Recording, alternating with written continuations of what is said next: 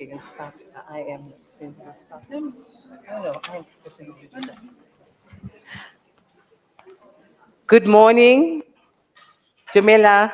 Assalamu alaikum. Welcome, everybody. I am Hawa Patel, your co-chair for today's Comprehensive Women's Health Symposium. I am the chairperson of the South African National Muslim Women's Forum. I am the deputy and academic head of Roshni Islamic School, and I serve on the executive body of Muslim AIDS Program, MAP. It gives me a great pleasure to introduce you to our key coordinator of today's much needed first ever inaugural comprehensive women's health symposium. This is Professor Nasreen. Jazakallah. So I am the academic head of Wits Radiology, and I'm going to do a short introductory presentation on the need for the comprehensive women's health. Okay, before Nasreen does the presentation, I want to officially open the symposium. A warm welcome to each and every one of you, all our participants today who have sacrificed your morning to come and empower us, all our dignitaries out here, our speakers, our attendees, our IT guys, and not to forget our media, Salam Media. Auntie Julie Ali, thank you for also availing yourself today. We've come together to recognize challenges that we face globally and also within our communities. And we are here today to address, collaborate, and share, and most of all, support each other through this journey that we are facing. Thank you all for your commitment. Thank you, Nasreen and Wits School of Medical Medicine, for bringing us together to this first Women's Health Symposium. We know that such symposiums create the importance of collective learning and innovation of self-care, and most of all, being a support system so that each one out there, including ourselves, know that we are not alone on this journey. I hand you over now to Nasreen. Thank you, Hava Patel. So I'm going to just give a brief overview of the medical side of this program. So our theme for today is integrating body, mind, and bone, the holistic view of women's health. Too often, health is seen through a fragmented lens. Bones in one clinic, the body, example, heart, in another, and the mind separately. But women's health cannot and should not be divided into compartments. Women's lives, experiences, and challenges are interconnected, and so too must the approach to healthcare. The body, women face unique health challenges across their lifespan, from reproductive health to cardiovascular disease, from autoimmune conditions to cancer. Women's bodies deserve research, resources, and respect. Physical health is deeply influenced by social determinants, poverty, access to healthcare, and cultural expectations. Mental health. The mind is often overlooked as a cornerstone of health. Women carry heavy emotional and psychological burdens, juggling professional roles, caregiving responsibilities, societal expectations, and at times the trauma of violence and inequality. Anxiety, depression, and burnout are common, but are too often stigmatized or ignored in society. Mental health is not secondary to physical health. It is central. Without mental health, the body cannot thrive. Bone health. Bones are the framework that carries us through life. Women are disproportionately affected by osteoporosis, particularly after menopause. Bone health is not just about preventing fractures. It is about preserving independence, mobility, and dignity. Preventative care nutrition, exercise, and screening all play a crucial role in safeguarding bone health. The interconnections. What is vital to recognize is how these aspects interconnect. Poor mental health can weaken the body. Chronic illness can erode the spirit. Fragile bones can take away independence and worsen depression. Women's health is a cycle, each part affecting the other. Today's symposium, the first of its kind in South Africa, integrates our theme with a diverse range of lecturers covering the body, mind, and bone. I would really like to acknowledge Wits Radiology.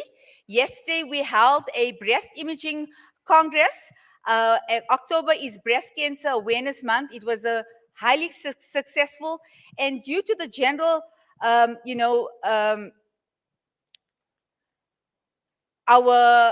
committee members, these are our team that organized both the breast imaging congress as well as the comprehensive women's health today. So I really, if we could give them a round of applause. And this is just an image from yesterday when we took with all of our speakers that came actually from different provinces in the country, and some of them are actually also speaking today. So I would just like to acknowledge some companies that made this event possible. To cater for 410 delegates that signed up for this event is not an easy task. So Radiant, Park Lane Radiology, BD TechMed, IMASA, Pink Ribbon, Standard Bank, and Siemens. And then also to thank the additional partners that came on today, Eucerin, L'Oreal, the Greenside Muslim Women's Forum, BLF, Muslimas Making a Difference, Val Muslim Women's Forum, NEMO, Benoni Muslims Forum, and Green Dot, as well as Baba Aesthetics. So with that, I also would like the final contributors, Naisarat, Making a Difference Feed, Banu Food Emporium, who is going to have a delicious lunch for us after all the talks, and the Zanin Muslim Women's Forum. Thank you.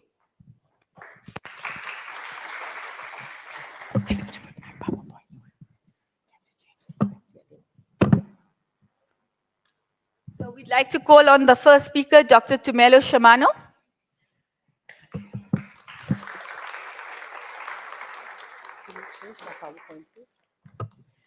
Okay, before I introduce Dr. Tumalo, I would like to say, now that I've seen our collaborating partners for today, the IML Medical Association, the doctors who have come forward to collaborate and donated generously to today's event.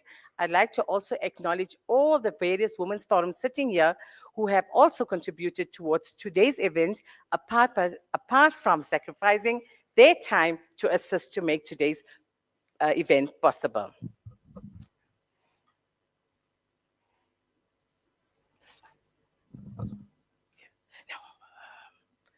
Session one. No, that one.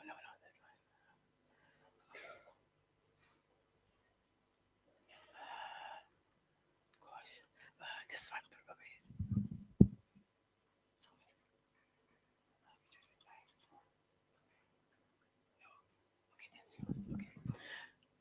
All right, so Dr. Tumelo. Dr. Tumelo obtained her graduate medical degree from the University of Pretoria and proceeded to complete internship training and community service training in Gauteng-based hospitals. Dr. Tumelo successfully completed radiology specializing and Masters of Medicine in Radiology through the University of Wits and CMSA, respectively.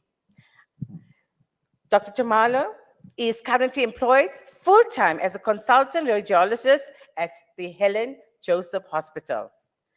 and also one of the academic coordinators of the Wits Department of Diagnostic Radiology. It gives me great pleasure to hand you over to Dr. Tumelo Shamano.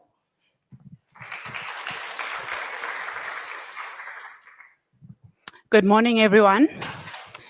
I'd like to take this opportunity to thank Prof. Nazreen and the organizers of this event for making this day possible. I'd also like to extend a gracious welcome to everyone who's attending this event. A special thanks to my mother and my two sister-in-laws who were able to join me today.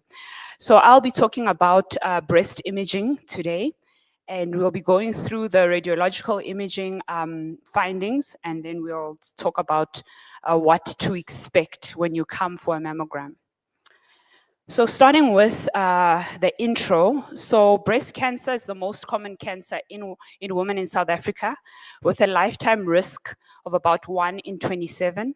So while its incidence is lower than in developed nations, the mortality rate is quite higher in our populations because of the late diagnosis, limited healthcare access, and the prevalence of very aggressive forms, such as your triple negative breast cancers. And statistics do show that it accounts for about 14 to 16% of all female cancers. So breast cancer is quite common. That is why this event is here today, so that we can create awareness of what breast cancer is and what to look for. So when we look at the imaging, before the imaging findings, when we look at the clinical findings of breast cancer, these are the things that we all need to be aware of. So I've included pictures that you can see on the top there. So these are the warning signs that will need urgent medical attention.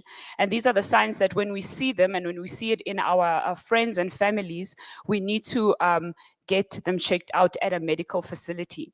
So the first row there on top says that if you have a hard or a soft lump in the breast or in the armpit or in the chest, that it could be a sign of breast cancer. And then if there are sores that do not heal, and then if the skin is red or puckered or scaling or thickened skin. And then the bottom row shows that if the nipple is inverted, if it's sunken in, and then if the breast shape size changes, or if there's bulging or dimples, or it flattens or it shrinks or there's swelling, that is also abnormal. And then the bottom image is that if there is a nipple discharge that is either bloody, cloudy, or has a smell, those are all possible signs of breast cancer that need to be checked out.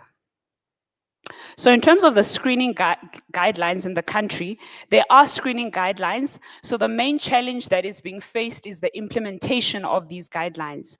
So these guidelines are for asymptomatic women, and there are different organizations that have created guidelines. So starting at the top, so if you follow the ACR, ACS, or USPSTF, so we commonly use the ACR, so I'll focus on that. So the starting age that a screening mammogram has to be done is when you are 40 years. So from the age of 40, you need to have your annual breast mammogram.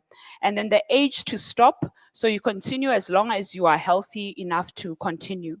So this is the main organization that we use, the American College of Radiology. So in terms of the screening recommendations for breast cancer, so women who have BRCA mutations, they are more at high risk to get breast cancer. So the protocol for them is slightly different.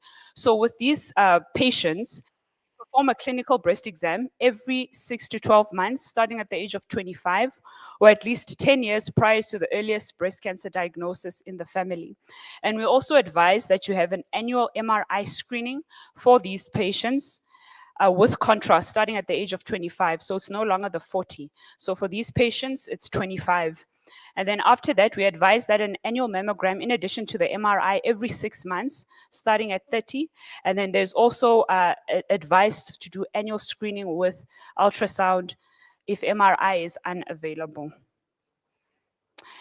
So with the mammogram, you'll come to the unit, whether it's private or in public, and you can see there on the image that there will be a mammographer, and then the patient will be positioned in the specific positions in order to acquire the actual mammogram. I'm going to ask for a mouse so that I can show.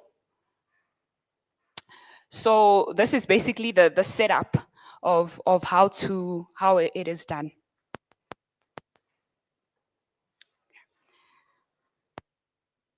So with the mammogram, there are different types of acquisitions that get taken. So we do a 2D mammogram, and then there's also a digital breast tomosynthesis.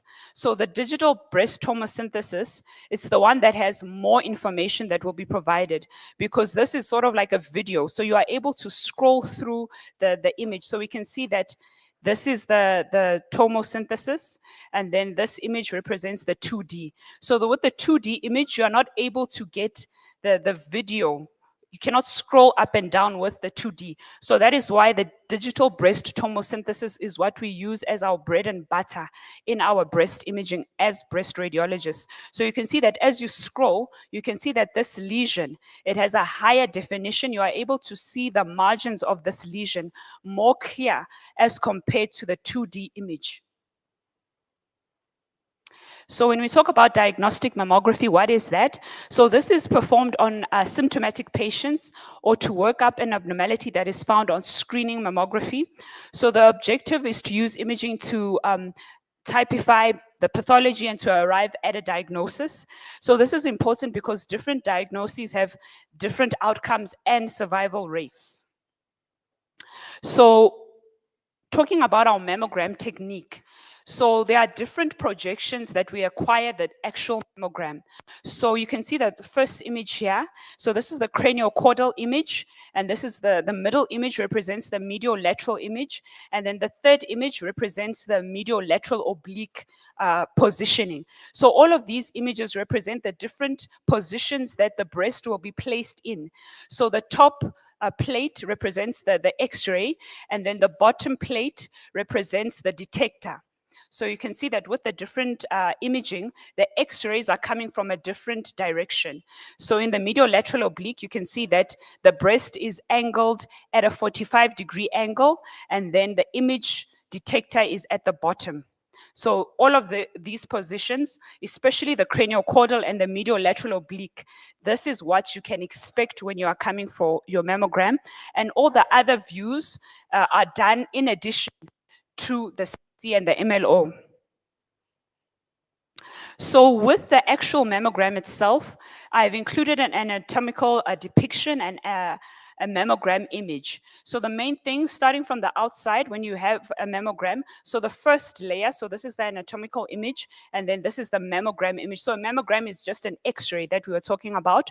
So the first layer represents the skin, and then you have the nipple and areola complex, and then image, the pink represents the actual fibroglandular tissue. So this is the actual breast component, that is the glandular component. And then the yellow picture there, area of the picture, represents fat. So on the mammogram, fat is black. Actual fibroglandular tissue, it is the pink here. So on the image, it represents the white. So it's the hyperdense components. So this represents a normal mammogram. And then we'll go through different examples of pathology that you can find if your mammogram is found to be having signs of cancer. So the first image here is a CC image. So this is when the breast is compressed from the top to the bottom. And then we acquire both sides, right and left side. So this is an adequate image. You are able to see the nipple is in profile. So we said that the white represents the fibroglandular tissue. So this is normal. It has to be symmetrical left and right. And then the fat is black. So this represents all the fatty components in the breast. So what is the criteria to have an adequate craniocaudal mammogram?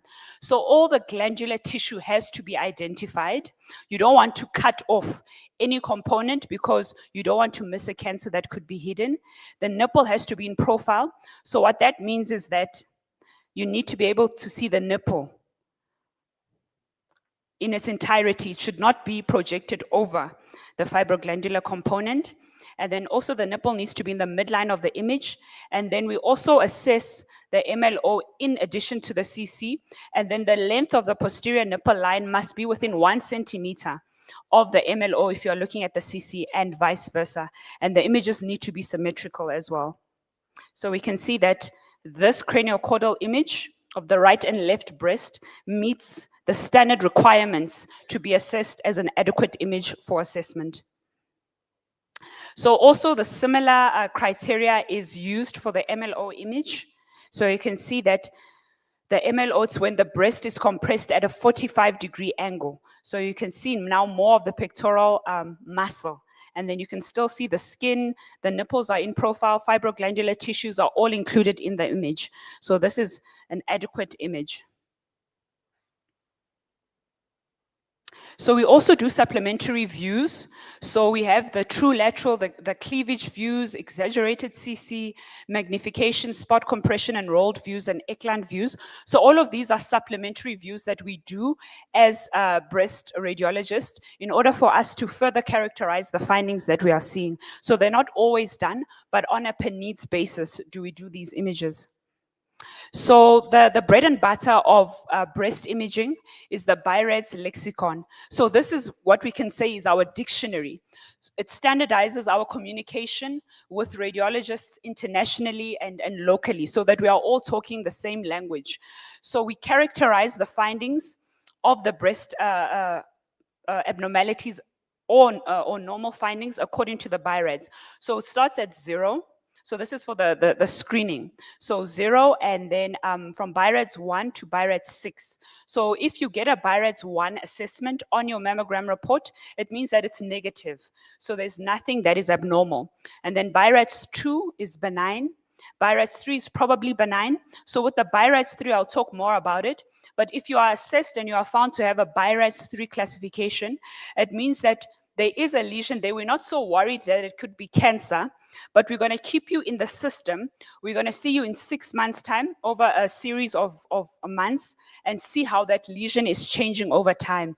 So on the last column, we see that this is the likelihood of cancer. So with the BI-RADS 3, it's more than 0% chance, but it's less than or equal to 2%. So it's actually very low risk for you to have cancer.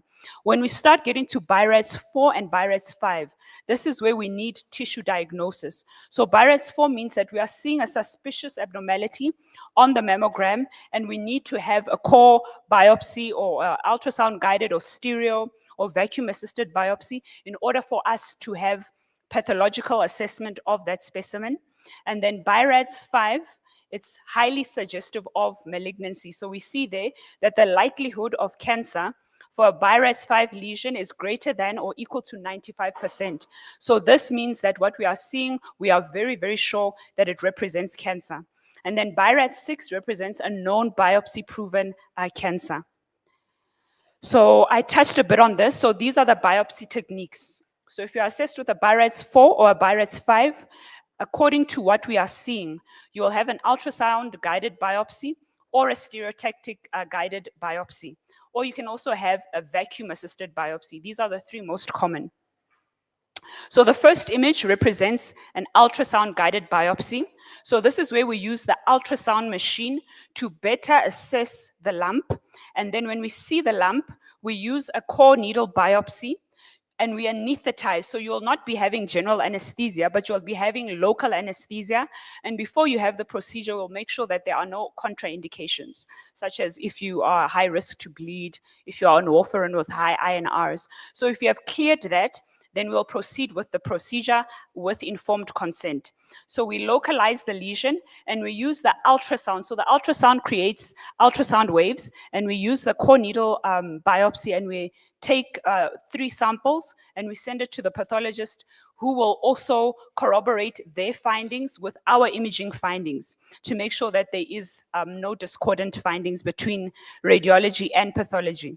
The second image represents a lady who's positioned to get a stereotactic biopsy.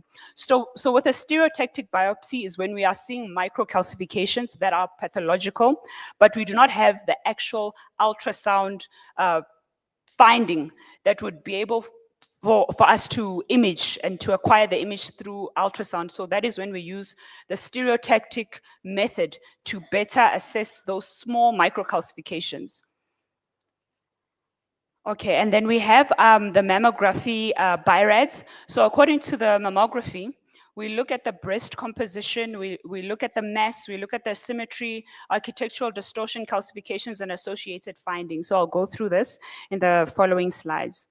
So with a mammogram, there are different types of densities that a breast can have.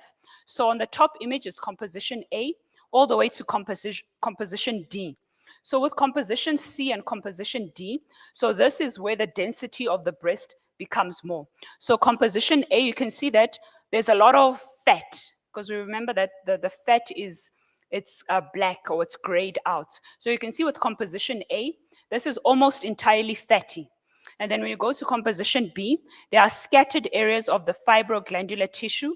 And then as you go to composition C and D, composition C represents a heterogeneously dense. So you can see that there's more fibroglandular tissue compared to composition A. And then composition D represents that the breast is extremely dense. So it's important and it's pertinent for us to be able to identify the heterogeneously dense and the extremely dense breast composition, because these two categories, there's high risk for lesions to be obscured because the breasts are so dense. And also in and of itself, this density is also high risk to have breast cancer as well. So with composition A and B, because it's so fatty, if there's anything abnormal, you are able to see it better with composition A and composition B because there's a lot of fat. So we're going to talk about masses. So when we look at the mammogram, we look at the shape. So it can either be the lesion, you can have multiple lesions, but for this discussion, we'll just talk about these particular shapes. So we look at in the report, what we include is the shape. So it either can be a round mass, it can be oval, or it can be irregular.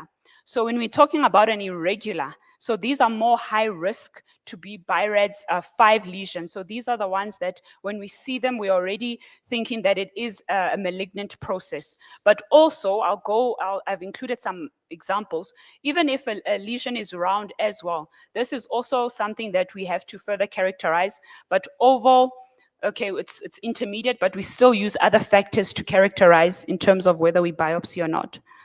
So when we further characterize, we look at the margins. So it can either be circumscribed, obscured, microlobulated, indistinct, or spiculated. So this is the BIRADS. This is the 5th edition. There is a 6th edition that is going to be coming out with changes, but I'm talking about the 5th edition. So we always look, so you can already see that this spiculated, you see it's like many lines that are radiating out from this mass. So we get very worried when we see a lesion that is like that. Even the microlobulated and even the indistinct, we worry about it. But also circumscribed, we further characterize. So the density, it can either be low density. So we look at the fibroglandular tissue and we compare it with the lesion that we are seeing. So if it's low density, it's similar to fat. So it's a fat-containing lesion. We do not worry so much about it.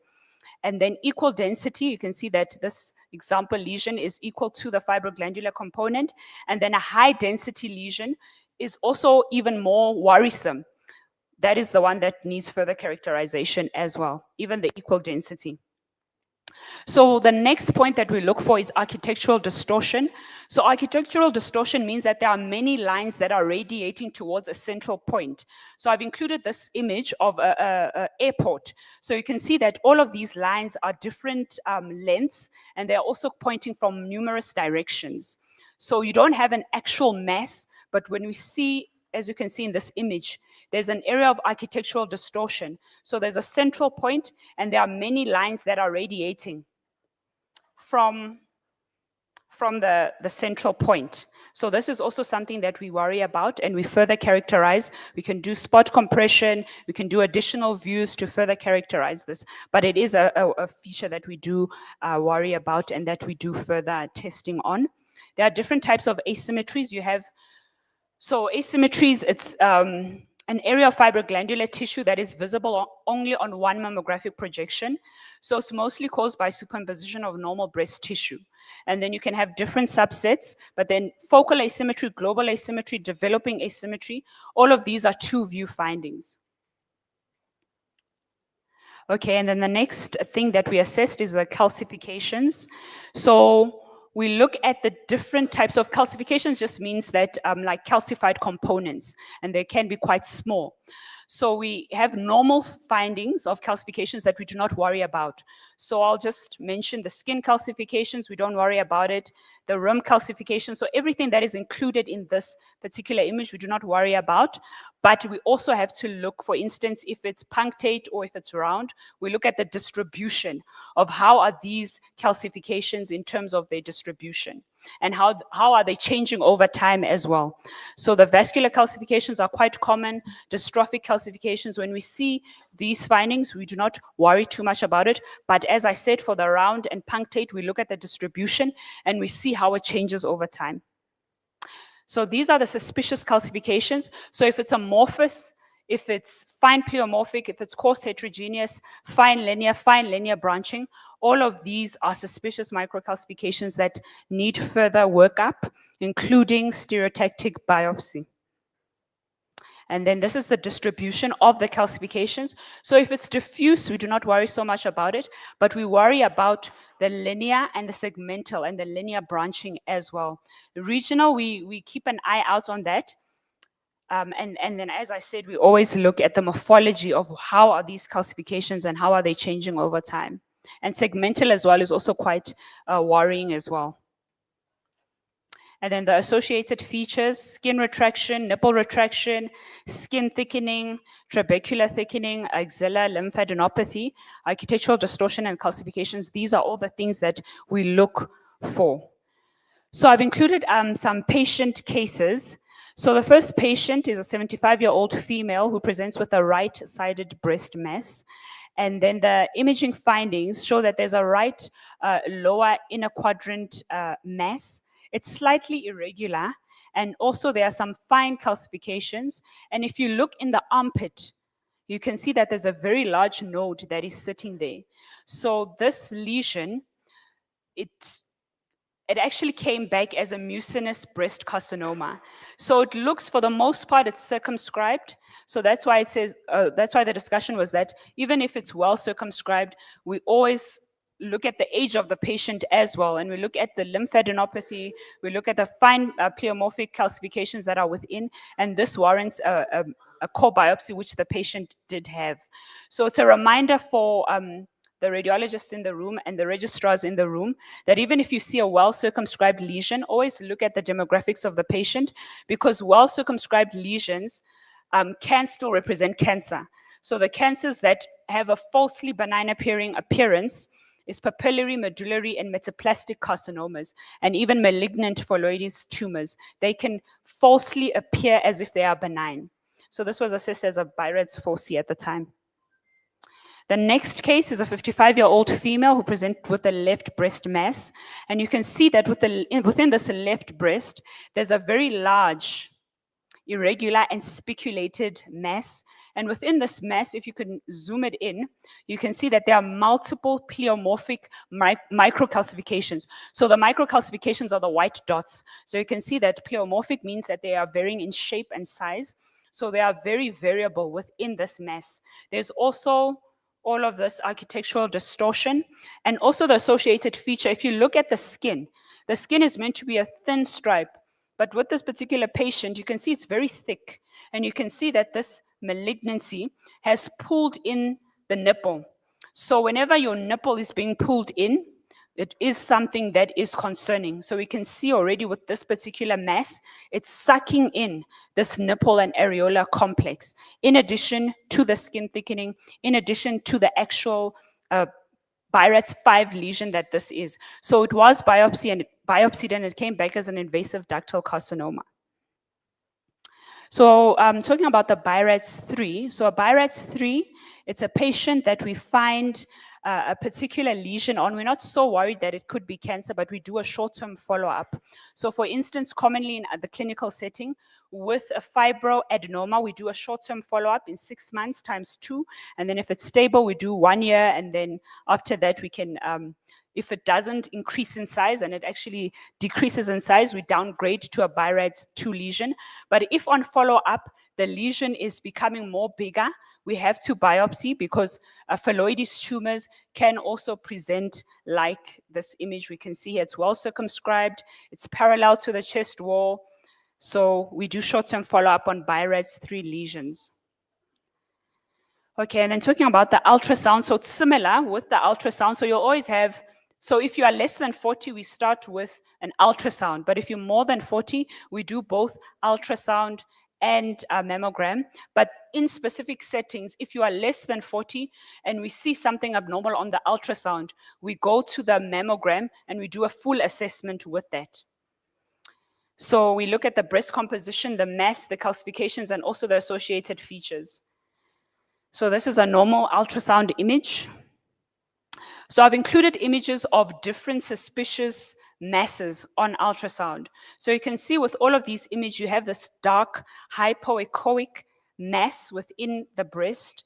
And some of these images show that all these white dots are microcalcifications. And the important thing is that it's anti-parallel to the chest wall. So parallel is a more reassuring sign, but as soon as we start seeing anti-parallel, then we start worrying because it shows that this mass is growing against the normal facial planes of the breast. So this is also one of the signs that we look at, the anti-parallel. So you can see it's quite taller. And then it's also, in some of these images, it's infiltrating the chest wall. And there's also a hyperechoic halo. So all of these patients were biopsied and it came back to be cancer. Looking at axillary lymph adenopathy. So this is a normal lymph node. So this is why it's important to go back we're going to go through the video of a breast self-examination. So this is a normal lymph node. So lymph nodes are found in the axilla. So a normal lymph node has a very thin cortex and it has a fatty hilum. So if ever you are seeing a node that has a thick cortex, displaced fatty hilum, those are signs of infiltration into the lymph node. So I've included examples of what a pathological lymph node can look like. So you can see with the first image that you're meant to have a nice thin rim. So with this particular lymph node, you see that it has a very thick cortex and the fat is eccentrically displaced. If you were to put color on this lymph node, you'd see that it's quite hypervascular. So all of these are signs of a pathological lymph node where we start to think that this could be a sign that there could be metastases, or there's highly likely that there's metastases to the lymph node. And then other signs, as I mentioned, cortical thickness more than 3 millimeters, loss of fatty hilum, if the lymph node starts to be round, and then if there's no non-hilar cortical blood flow. So these lymph nodes are all round. Normally it's meant to be oval shaped, but now all of these lymph nodes are round and we cannot see the fatty center. So that is pathological. And then the second case is a 45-year-old female who came in with a left breast mass. So we see that there's a left breast mass which has an irregular shape. It's got spiculated margins, and it's also high density as compared to the fibroglandular tissue. Ultrasound was done, and it showed that there is an irregular shaped mass with indistinct margins. So this was a BI-RADS 5 lesion. We also assessed the axilla lymph nodes, and in all settings, we also checked the liver as well on ultrasound. And then it came back as an invasive carcinoma. So touching on contrast enhanced mammogram. So this is where you get your standard mammogram, but what is different about it is that you get iodinated contrast. So you will get a drip and then it will light up any abnormal areas. So in terms of the physics of a contrast enhanced mammogram, you have a low energy, which is A, and then you have B, which is the high energy. And what we use to assess the image is the subtraction image. So you can see that the area that lights up, that is the area of abnormality. So this patient had a type C breast composition, heterogeneously dense. So you can see that it can be tricky to see this particular abnormality. So that is when we use now contrast enhanced mammogram to better highlight the abnormality. So this patient went on to have a biopsy. This is also another patient who had a contrast enhanced mammogram. So with the mammogram, we see that there are couple of lesions here, well circumscribed oval, and then there's another suspicious lesion here. So when we did contrast enhanced mammogram, the pathological mass enhanced. Because of the angiogenesis that the tumors have, they are able to take up the contrast. But these were benign lesions that didn't take up contrast, so they did not enhance. So this is a case of a breast MRI. I've just included one case, but in specific settings, we do a breast MRI, and then we can see that in the left breast, so there are different sequences. You have your T1, DWI, ADC, post-contrast according to the protocol. And we can see that in the left breast, there are many areas that are hyper-intense. And then also with the axial T1, you can see that there's an abnormal area as well in the left breast. And then when we did contrast, we saw that there was an abnormal enhancing mass, and also the washout curve was consistent with a pathological mass. So in specific settings, you get an MRI. Okay, so I want us to debunk some myths. I've bought some prizes. So the first myth that we are going to dispel today for a prize is that only women over the age of 40 years can get breast cancer. Can I have someone to volunteer and say whether that is true or false for a prize? I think the lady at the back put her hand up first. False, yes, that is true.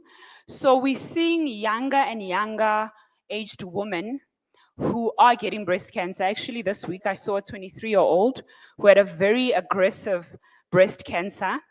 So that is true. Can we give her a round of applause? Second myth to dispel is that every breast lump that is palpated indicates breast cancer. Okay, the mom who works at Rahima. False. That is true. We can give her a round of applause. So you can have benign lesions like fibroadenomas, your simple cysts, that, or even an area of that you're feeling, that is not cancer. So that is correct. Congratulations. And then the third myth to dispel today is that only women with a family history of breast cancer will get breast cancer. I think I need to go to the back. I've been too much in front. So, okay, you with the glasses? Yes. So, false. So anyone can get breast cancer. We can give her a round of applause for that, and she can get her prize. So irrespective of whether you have a family history of breast cancer or not, a person can be at risk to get breast cancer. Okay, so I've included a video for us to remember how to do a breast self-examination. So it's important to be in front of a mirror when you are having your breast self-examination, so you are able to assess how does your breast, how do they look like. So you need to know the normal appearance in order for you to know the abnormal appearance. Can you please help me to play it?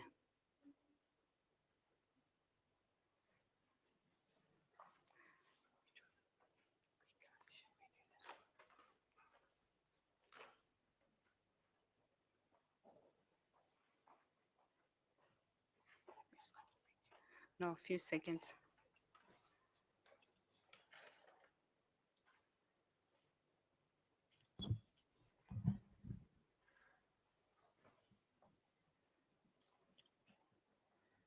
There's no sound. Yeah, I just play it.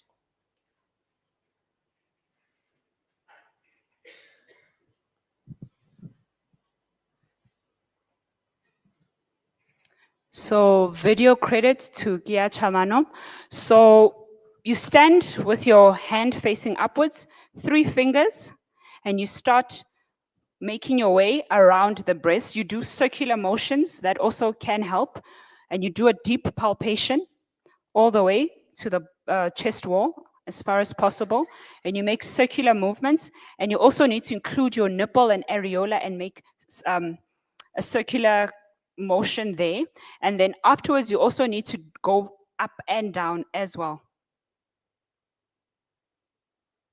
So you do up and down all the way to the end. And most importantly is that you need to lift up your armpit and check your armpit as well to make sure that there's no growth in your armpits that could represent lymph nodes. These are my references. These are my contact details. And thank you for the opportunity.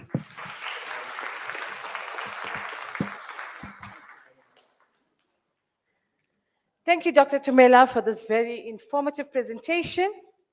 And now, more so, we realize the importance of doing our self-assessment and also doing the yearly mammogram for our own selves. So that's why also October is set aside for Breast Cancer Month. That is important that we women take care of ourselves. With much ado, I'd like to call our next speaker. We are very honored to have Ms. Nasreen Ali, a nuclear medicine technologist. Ms. Nasreen Ali trained in diagnostic ultrasound in obstetrics and gynecology.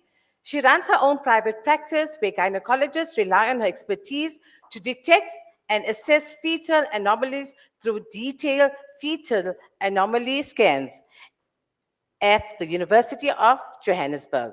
With a special interest in breast imaging and sentinel lymph node mapping, a technique where lymphatic nodes are marked and traced to guide surgeons during lymph node biopsies in breast cancer. Nasreen currently works at Netcare Garden City and Life Brenthurst hospitals, specializing in diagnostic imaging with radionuclides in nuclear medicine. Beyond her medical career, Nasreen shares her lifestyle, interesting, and baking passion as a blogger on Instagram, where she has a following of 12.5 thousand followers on her Instagram handle called cardamom_pod. We are honored to hand you over to Ms. Nasreen Ali.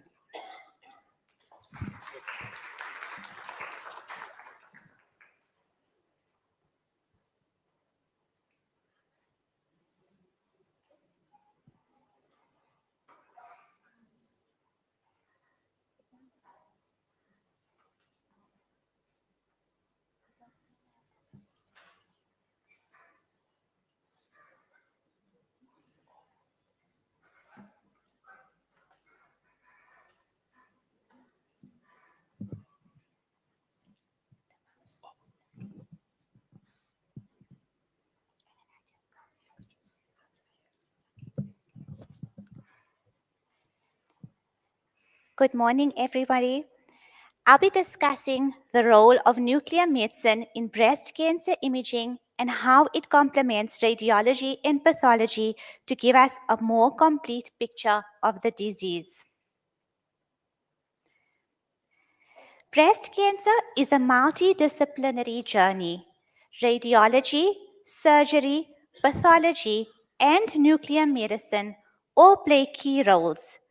Early detection saves lives, but while radiology gives us anatomy, nuclear medicine adds a functional perspective, showing us how tissue is behaving, not just how it looks. So why do we need nuclear medicine? It evaluates function, metabolism, and lymphatic flow and helps detect disease spread. Its key roles include mammoscintigraphy to find lesions that may be missed on mammograms, sentinel lymph node mapping, PET-CT for staging and recurrence, bone scans for skeletal metastases, and monitoring therapy response. Essentially, nuclear medicine gives us a dynamic view of cancer. So here, this is a bone scan, and next to it, we have a PET-CT scan. And in the bone scan, we can there is a clear uptake of the L3 vertebral body, indicating a metastatic lesion. And on the right, we have a PET-CT scan highlighting the same vertebral metastases with increased metabolic activity. Mammoscintigraphy. It is a functional imaging using technetium-99 sestamibi, unlike mammography, which shows structure. Mammoscintigraphy highlights metabolic activity. This is especially useful in dense breasts or subtle lesions. On this image, we have a breast cancer patient on the sestamibi. It was a 50-year-old woman who presented with a palpable left breast mass and multifocal mammography densities. The mammogram showed dense fibroglandular tissue and a 4 centimeter spiculated mass with calcifications. On the technetium-99 sestamibi mammoscintigram showed abnormal increased uptake in one lesion in the left breast with 2 satellite lesions. Sentinel lymph node mapping. This is an important part of breast cancer imaging. It identifies the first lymph node draining from the tumor. So how does this help us? This guides the surgeon, reducing the need for a full axillary dissection and minimizes complications like lymphedema. Essentially, we're targeting surgery, not guesswork. So when we do a sentinel lymph node mapping, an injection is given, which I'll talk about in the next slide. And this is the lymphatic drainage of the breast. And there are many nodes that the tumor could possibly drain to. So how nuclear medicine works is that it's so clever, it will actually trace which node that the tumor is most likely to drain to, and that will help the surgeon in theater to remove the sentinel lymph node, and that's then sent to pathology to test.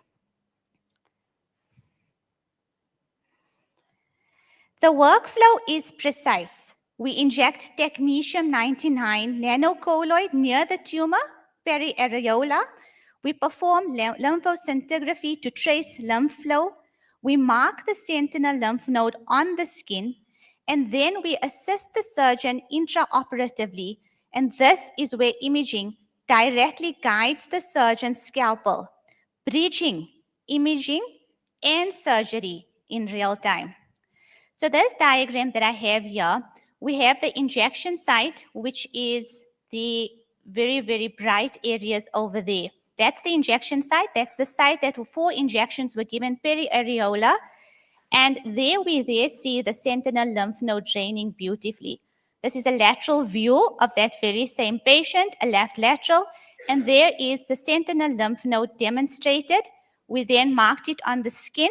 And we then went to theater and guided the surgeon using a gamma camera probe.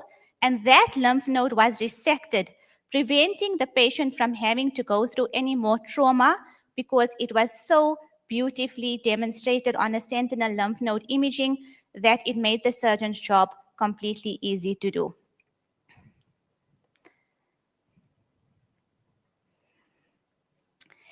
PET-CT uses F18 FTG to assess metabolic activity. The roles include staging advanced disease, detecting recurrence, monitoring therapy response, and differentiating active disease from scar tissue. It's particularly powerful for complex cases where anatomy alone doesn't tell the full story. So here we have a PET-CT of a patient that was very, very ill. This was a breast CA patient. And then we have, this is the plain PET image, and then we fuse it with CT, and that gives us a lot more information. All imaging modalities work together when diagnosing breast cancer. Radiology detects and characterizes lesions. Nuclear medicine maps function and spread. Pathology confirms disease microscopically. Together, combining all 3 disciplines, this gives us anatomical, functional, and cellular understanding. So it's truly a comprehensive approach. The future is so positive for nuclear medicine and breast cancer imaging. Looking ahead, nuclear medicine is becoming even more personalized and molecular in terms of breast imaging and therapeutic response. One exciting development is the use of HER2 targeted tracers. HER2 is a protein that is present on some breast cancer cells. And these tracers bind specifically to HER2 positive tumors, allowing us to see them more clearly and even use guided therapy. We are also seeing the rise of radiomix. This is where we take medical images like PET or CT scans and turn them into data. We can analyze patterns, textures, and shapes that the human eye might miss. And this helps us to predict how aggressive a tumor might be or how it may respond to treatment. Similarly, Pathomix does the same thing but with microscopic pathology slides. Together with AI, we can analyze tissue patterns to classify tumors, detect early spread, and support personalized treatment plans for the patients. Finally, integrating radiomix, pathomix, and nuclear medicine data with AI allows us to make smarter, faster, and more precise decisions for each patient. This is where the future of breast cancer imaging is headed. Highly personalized, data driven, and molecularly precise. So basically, I'm just showing you guys here that nuclear medicine is not only used in terms of imaging only. So the future is going towards radio-targeted therapy for breast cancer. So in addition to chemotherapy and radiation therapy, nuclear medicine therapy will also be available, and it's the rise of theranostics, which is very futuristic in terms of medicine and imaging and treatment. So nuclear medicine, in summary, I'd like to say nuclear medicine enhances every stage of breast cancer. It provides functional imaging for better staging. It guides surgical precision through sentinel lymph node mapping and supports personalized, patient-centered management. It's not just imaging. Nuclear medicine is insight. Thank you.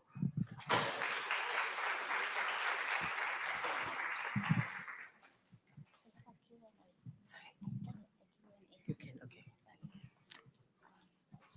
So it's that time, the Q&A, where you can get some lovely prizes.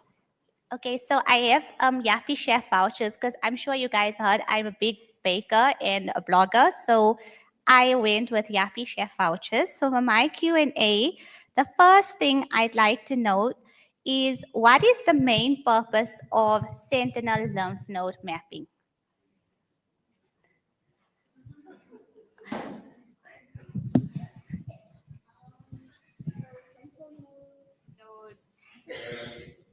So the lymph mapping helps when the surgeons need to do an operation.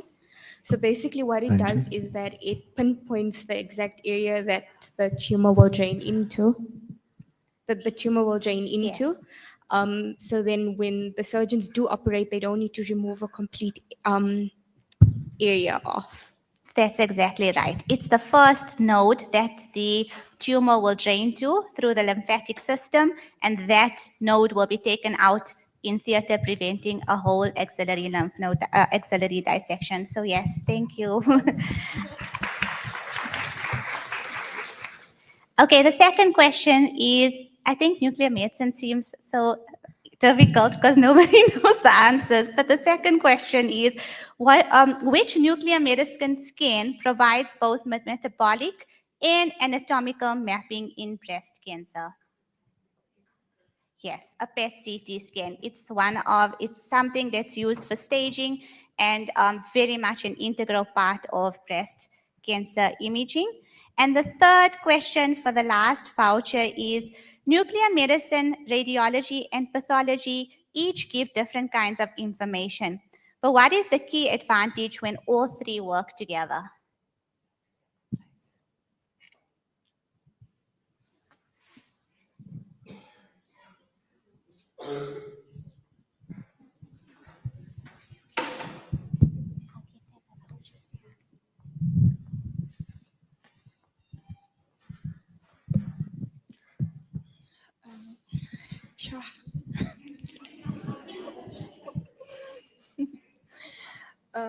Okay.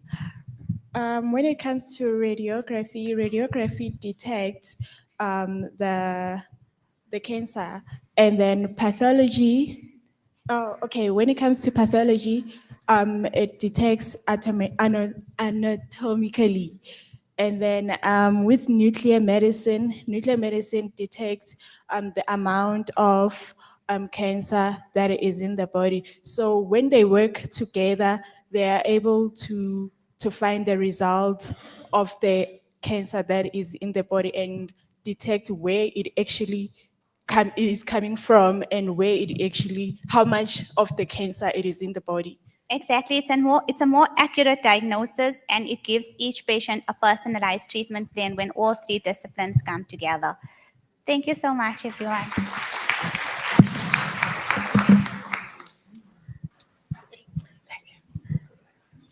Thank you, Ms. Nasreen Ali, Cardamom Pot, for such an informative presentation, giving comfort to many of us who know that cancer is hereditary. Right, our next speaker. Now, let me tell you a little bit about our next speaker. The topic that our next speaker has is something that bothers us as we grow older. We fear this. We fear where we walk. We fear when we're going to wear stilettos, it's going to affect us. We fear falling, and that is osteoporosis. The risk of bone fracture, and why our guest speaker is going to speak on the importance of a bone density scan. It gives me great pleasure to introduce Dr.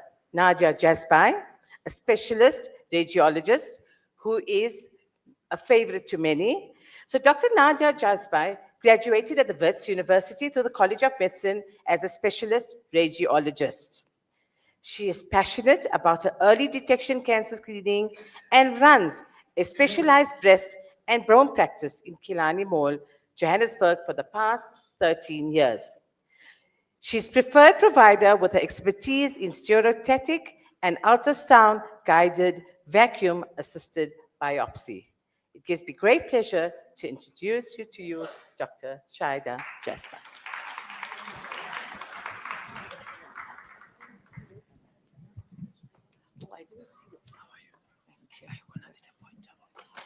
I'll decide. I don't think I need the pointer. I'll just move, so I can just move across. Right? Thank you very much, Hawa. And a special thanks to Dr. Nasreen Mohammed, Professor Nasreen Mohammed, for inviting me as a speaker. And I happily obliged because you know how passionate I am about all the topics we're talking about today, especially Breast Cancer Awareness Month, and an ambassador for early detection cancer screening, breast cancer screening. So today I changed my hat, and we're going to now concentrate on the bones. So now you guys are looking at this topic and you're saying, osteoporosis, isn't that like old white women's disease? So I'm going to bust that myth and debunk that myth that any of us could get osteoporosis. But when is it common? What type of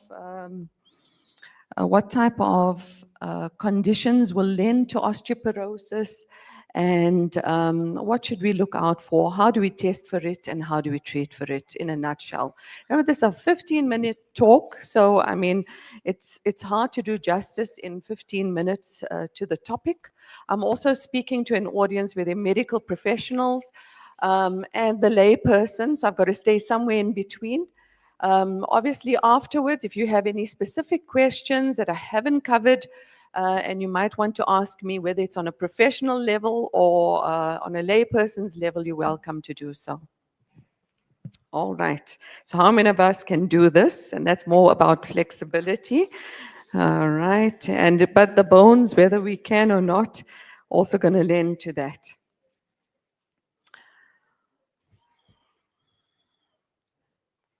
So, bones. Our bones are a dynamic organ. They're not just static.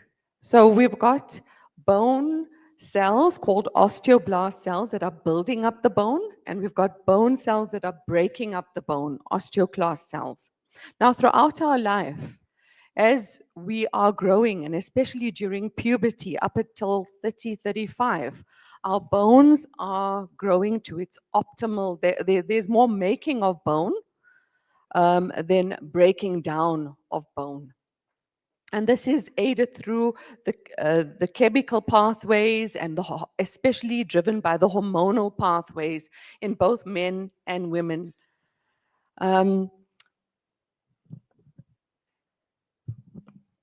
If we look at the bone remodeling cycle, we call bone making formation, and we call bone breaking resorption. And these are, like I said, by the osteoclast and the osteoblast cells. But now, as we're aging, the bones are slowly going to slow down making bone, and they're going to start breaking down. And when does that happen? That happens typically in women without other major risk factors at menopause. So as we reach menopause, that's one of the biggest hits to our bone as women. This is because of the loss of estrogen in the system. So what is osteoporosis? Our bones become so fragile that they can spontaneously, on their own, fracture. The fracture will result in chronic pain, disability. But before we have fracture, to debunk another myth that I hear a lot of women coming to my practice and saying, I need a bone density scan. And I said, for what? No, I'm paining here and I'm paining there and this joint and that joint. First of all, it's not joint disease, right? Joint disease is termed as arthritis. Osteoporosis, and not osteoarthritis, is a different condition. Osteoporosis is a silent disease, okay? And it only becomes symptomatic once we fracture. The loss of bone, and we talked about the building up of bone, is now skewed towards breaking down. And another symptom that we can see some osteoporosis has already happened in a patient is when they have a very stooped posture, what we call hyperkyphosis of the thoracic spine. So let's look at this.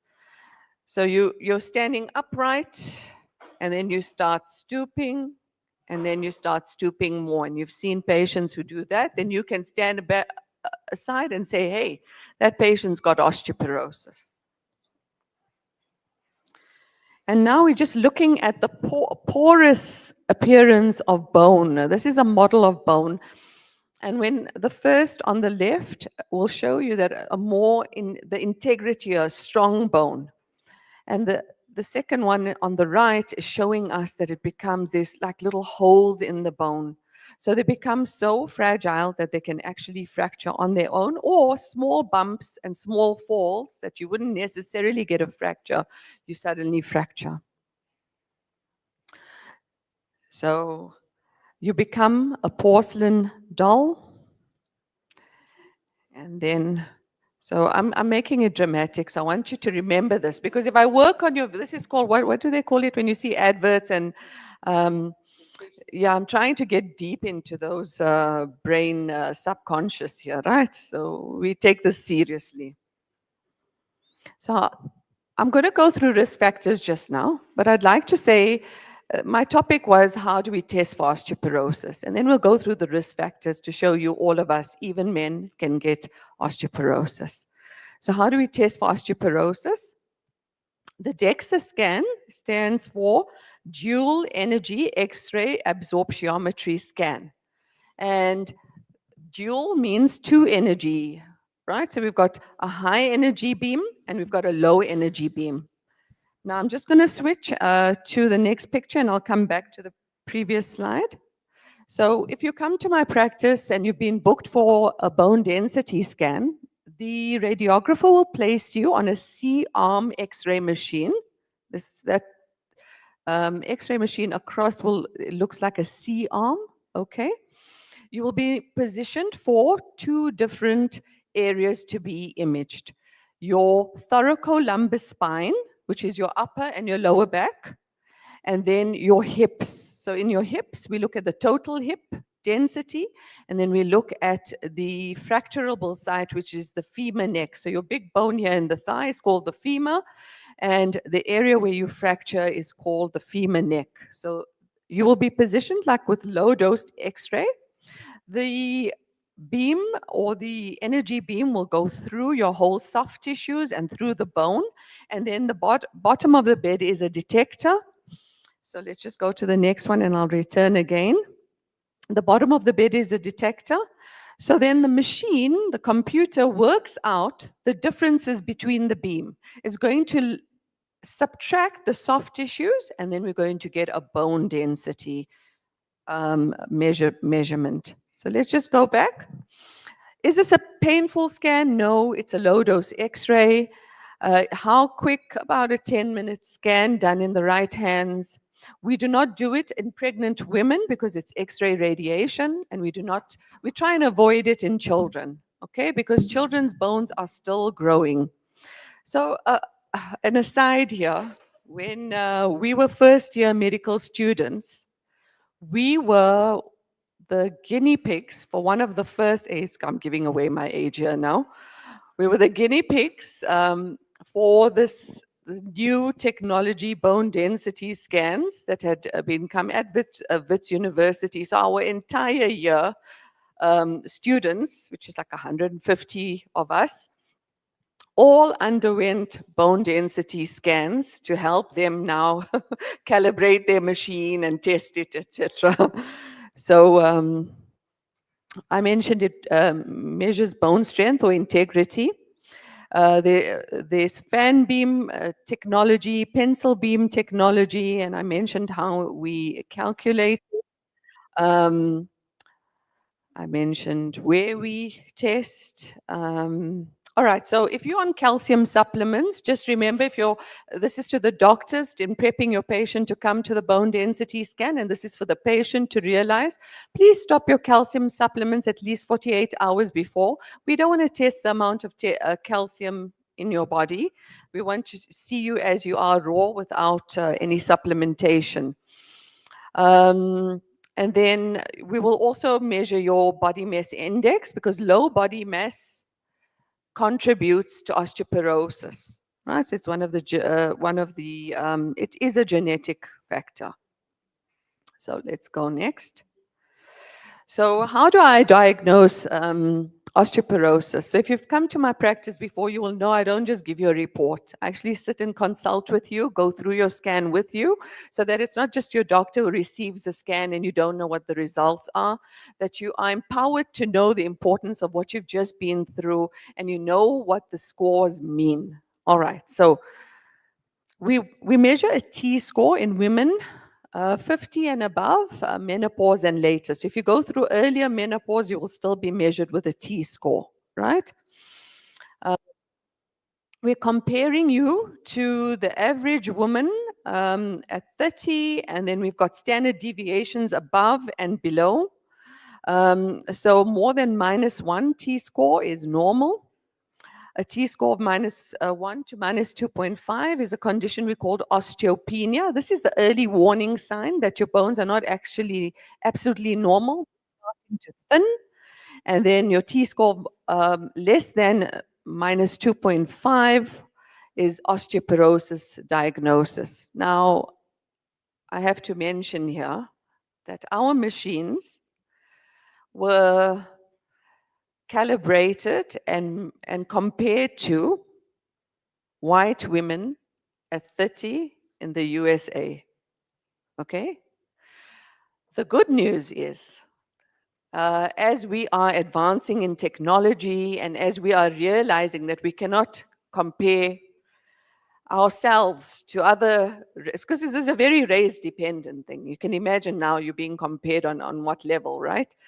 They are now developing programs that are now statistically South Africa relevant. We're not there 100% yet. So it's still in the evolution, but I'm making you aware of that. So when we are telling you, and even if a man comes to my practice, he's going to see at the top, it says female. And he says, but you've got this wrong. And I'll say, no, we're comparing you to 30-year-old white females in the USA. Okay. The good news is we'll come back to the next, before I get to the next one, it's the FRAX tool, which we're going to go on to, but there we do have South African statistics that have just now recently been developed.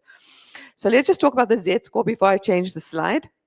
So I've got women who've been referred to my practice by doctors because they did an x-ray and the bones looked a bit thin.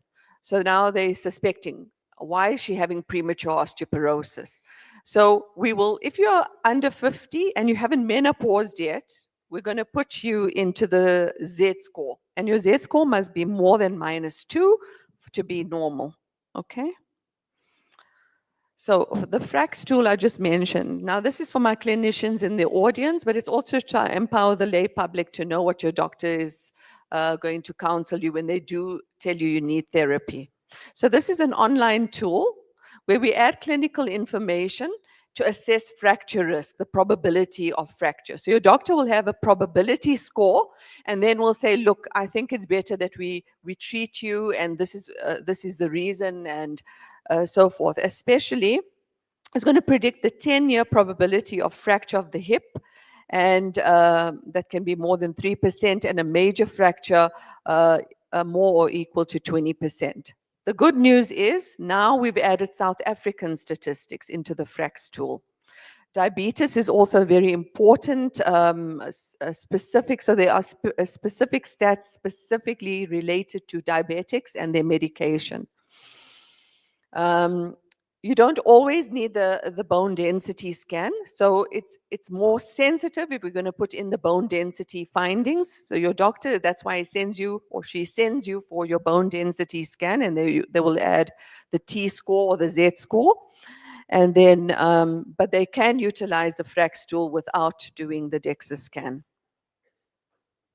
So this is an example of what a bone density scan of the hip and femur neck. So where you see the small block, look what I've done. Let's get onto the pointer here. No, that's not it. Okay, that's it. All right, so if you see this area here is where we fracture. And so we do a total hip and we do the femur neck. So why am I going on about this femur neck? Because a lot of patients, once they have a hairline fracture, may be symptomatic, and then we might utilize the nuclear medicine people to show us hairline fractures that can't be picked up on regular x-rays. That can cause pain and disability. A patient will start limping, complain, they might suspect other reasons for hip pain, and then do a plain x-ray and think about osteoarthritis, but they're missing a hairline fracture of the femur neck. So when are bone scans necessary? And just to differentiate, when somebody says, oh, you need a bone scan, in breast cancer diagnosis and metastatic workup, that is the nuclear medicine scan we're talking about, to look for when they give you radioactive material, to look for metastases in your bones. It's a completely different scan to what I'm talking about here. This is the low dose x-ray that I was telling you about, the DEXA. So when should I do a bone scan? So I mentioned that women are more affected than men, and because of menopause, okay? Aging, we mentioned that as we age, our bones break down.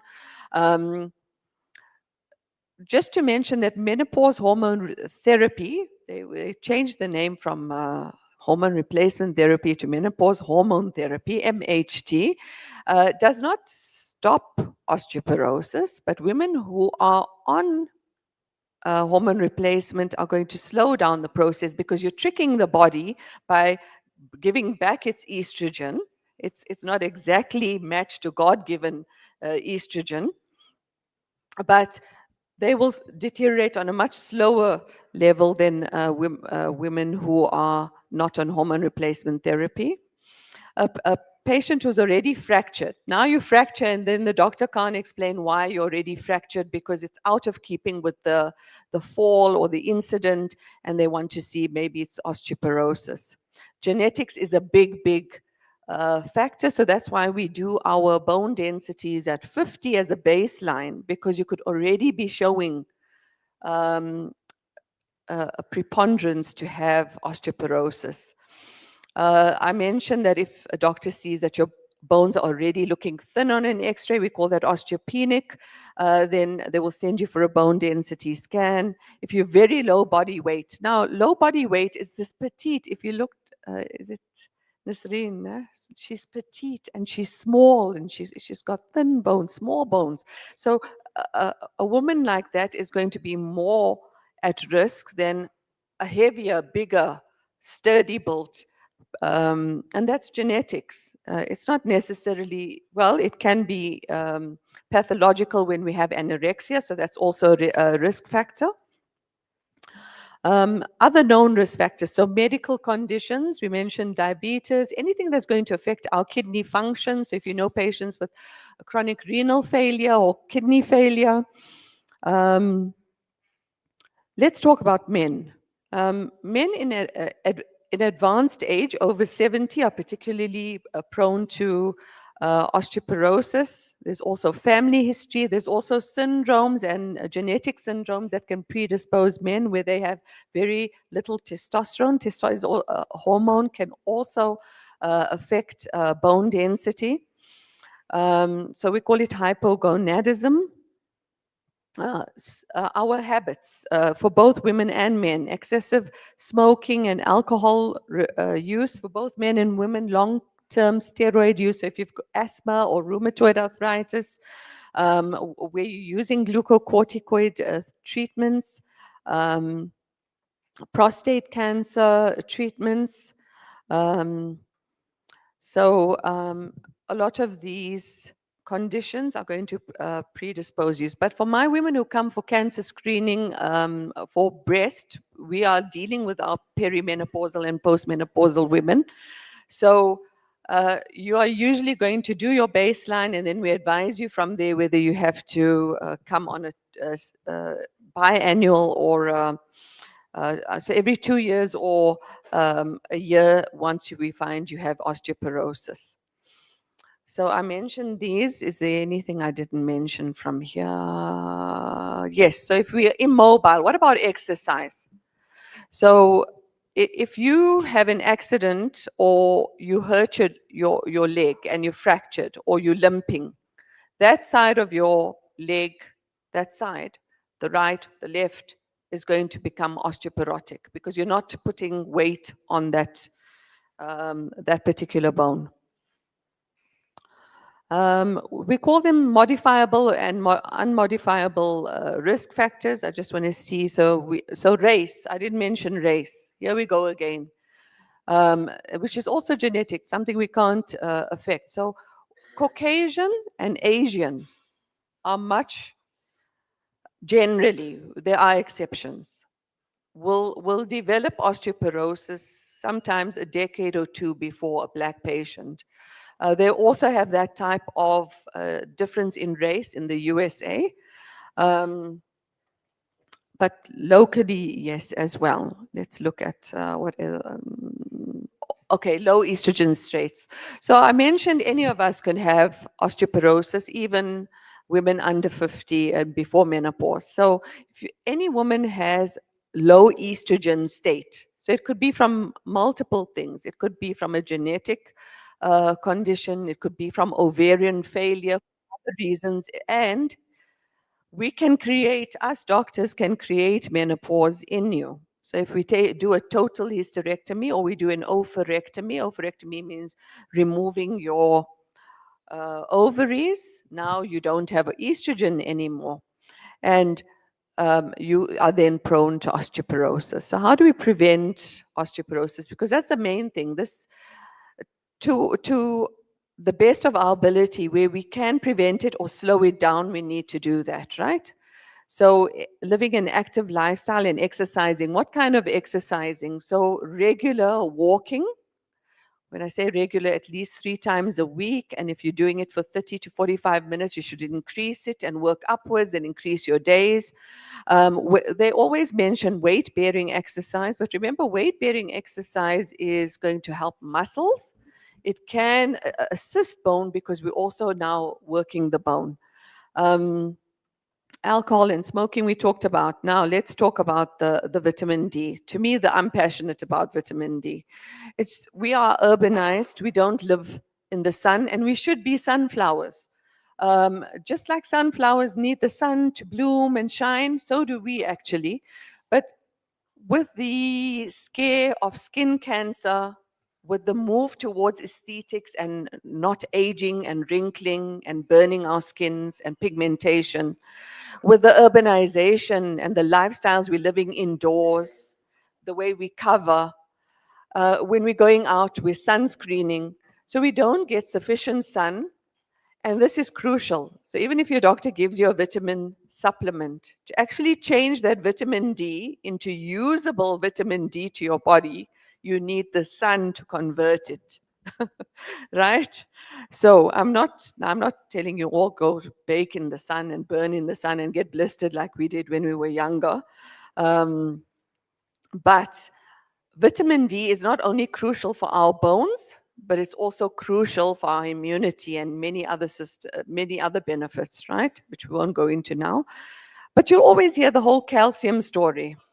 So, and doctor, why aren't you checking my calcium levels? All right, so the body is very clever and sophisticatedly designed. Calcium is, so doctors used to do calcium bloods very frequently, and then they realize we're not finding any abnormal calciums. There are very few patients that are having abnormal calciums. Do a vitamin D, the most of us, I can guarantee you, most of us have low vitamin D, right? Men included, right? So calcium, the body can equilibrate calcium very well and can and suck it back in as much wherever it's getting from the diet, mainly. It's going to keep that calcium. But where we have deficiency states in calcium is going to be completely where there's a religious or a health reason, or like lactose intolerance, where we're avoiding any dairy. Where we have an absorption problem, Crohn's disease, ulcerative colitis, all these other absorption issues, that's where we're going to get a calcium deficiency. But if you're having milk, cheese, and yogurt in your diet, you're going to likely have enough in your diet, which we need 1,200 grams a day in the postmenopausal state. If you look at that, I'm sure most of you are having some sort of calcium in your diet. And so vitamin D, we said mainly the sunlight, but also in some fortified cereals and other sources. Right. So what am I going on about this whole calcium story? Right. So where is the calcium going to deposit? If you're taking too much, now you're on B-caldium, CalMag, Caltrate, whatever. I hear it every day, and it's the commonest question a patient will ask me at the bedside. Must I start the calcium, thinking I won't have osteoporosis now? So it goes to your kidneys. So as a kidney stone, and that's painful. And then it will go to your arteries and narrow your arteries. We don't want strokes and heart attacks. So I'm not saying stop taking your calcium. I'm saying ask your doctors, please, right? And they will ask you these questions about your calcium in your diet, etc. If they need to check, they will check.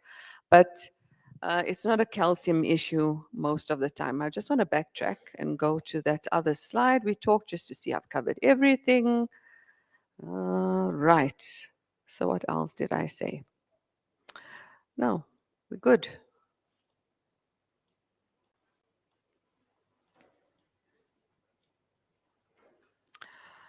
So treatment of osteoporosis. So this is the good news. A lot of the women sit there and they start crying when I tell them they've got osteoporosis. And I'm like, no, you're good. This is a treatable, reversible condition. Really? Yes, we can build up your bone again. All right, so the women on hormone replacement, so about 30 years ago, hormone replacement was the treatment for osteoporosis. We now can treat osteoporosis in many, so who should be treated after getting the bone density score before I go into treatment is when we diagnose you of minus 2.5 or worse, the T score, and explain to you that you've got 5 times more the risk of spontaneous fractures, which means the spine can just collapse on its own, the hip can just collapse on its own, right? And if you have a minor injury, you can fracture. So if here I'm just showing on the left a normal spine, and on the right a fractured spine, and you can see they've lost the integrity, and it also looks like pencil outline. So how the radiologist makes a diagnosis of osteoporosis or osteopenia, we can't say it's osteoporosis or osteopenia just on a normal X-ray. We've got to do the DEXA scan, but on an X-ray we will suspect it is when we see it looks like a pencil line drawing, right? Outlines of your, instead of thick lines. There's a compression fracture, and then, so we'll tell you you need treatment. So now, the bisphosphonates are one of the biggest group of drugs that are used now, and they can be given orally.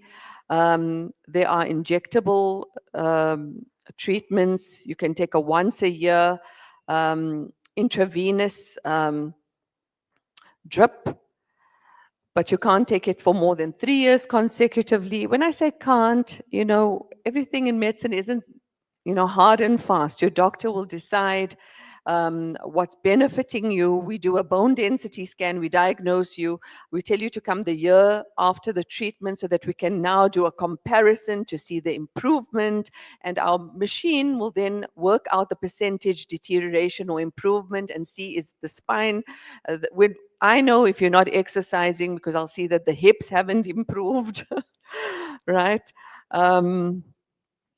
We mentioned hormone replacement or MHT. The vitamin D is important, your thyroid function. So thyroid and parathyroid disease is also a risk factor for osteoporosis. Side effects of the medication are often the oral one can drop your blood pressure. You can get a condition of osteonecrosis in the jaw. These are not common, but they can happen. Gastrointestinal side effects of the oral therapy. Male therapy also includes testosterone with the other therapy. And now to conclude, prevention is better than cure. This is a debilitating disease, so any of us can have it and we don't want to have it. It can be tested with a DEXA scan, and remember, it's a treatable condition. And NOFSA is the Society of Osteoporosis in South Africa, and I would advise our clinicians to just go to the NOFSA latest guidelines. If you'd like to look up anything related to your patients and you're not sure. Thank you for listening. Dr. Nadia Yes. Shespan, let's see how well you sensualized that a porcelain doll picture. We Okay. have one giveaway here, and it comes from Chai and Chow, and let's give it a go. All right. Am I going to be good or bad here? No, I think I was very simple in my talk. I think you all can answer. Let's think. Right. So this one's the hardest I can manage, and with my repetition, none of you are going to get it wrong. So inshallah. So it's a T-score of what is a diagnosis, but remember, it's something or less, right? So a T-score of what is going to be a diagnosis of osteoporosis? Right here. Okay, so sorry, the lady with the pink. Okay, yes. So, okay, so you're gonna have to tell me, is it a positive or a minus? A minus 2.5, correct. So the lady in the pink.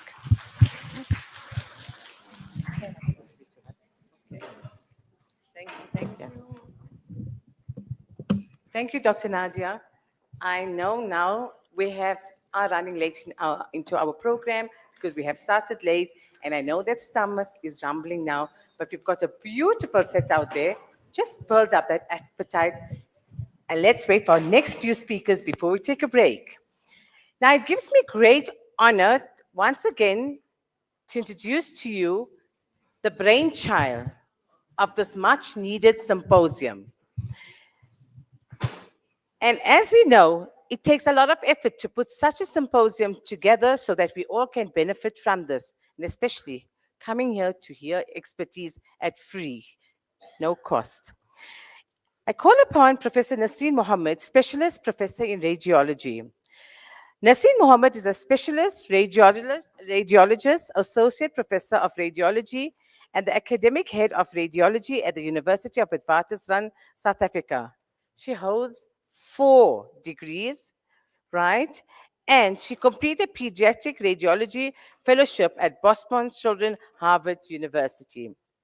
Professor N. Mohammed is highly skilled in pediatric radiology, has 76 peer-reviewed publications, and supervised 15 master students to completion. She has been an invited speaker at many international medical conferences. Nestle is more out of the country than in the country. Most recently, the European Society of Pediatric Radiology in June 2025. Professor N. Mohammed holds executive positions on the World Health Organization Childhood Pneumonia Committee and the World Federation of Pediatric Imaging. Wow.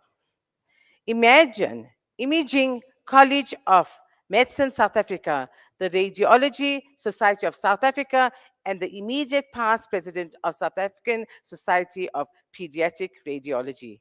She has been awarded a number of national and international awards, including the Carnegie Corporation USA Fellowship, the Discovery Foundation Fellowship, the SMRC Research Grant, the RSNA Derek Harwood Nash International Fellowship, the Robert Austrian International Fellowship, Best Oral Presentation, Wits Faculty of Health Sciences for Doctoral Research, Gauteng Health Excellent Award for Service Delivery, and the ASNRN Osborne Visiting Professorship.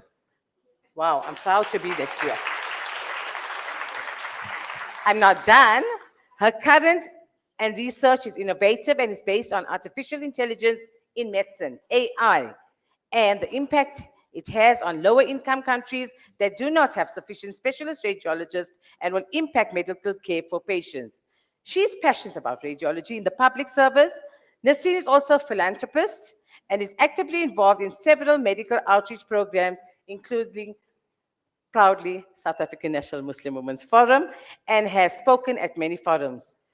And she hopes all her efforts have a global impact, and which you have done today. Thank you. Jazakallah.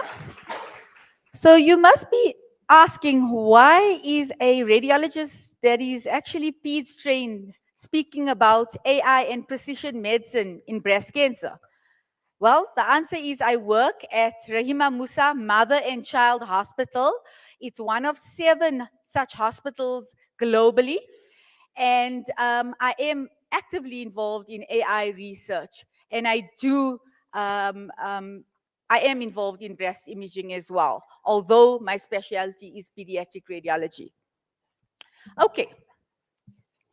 So, breast cancer is the most common malignancy in women worldwide. 1 in 27 women will be diagnosed with breast cancer. In fact, this is probably an underrepresentation. Early and precise diagnosis improves survival outcomes. Integration of artificial intelligence and precision medicine is revolutionizing breast imaging. AI in breast imaging modalities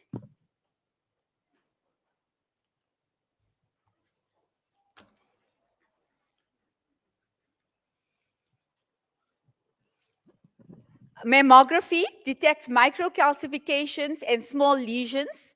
Ultrasound differentiates benign versus malignant lesions.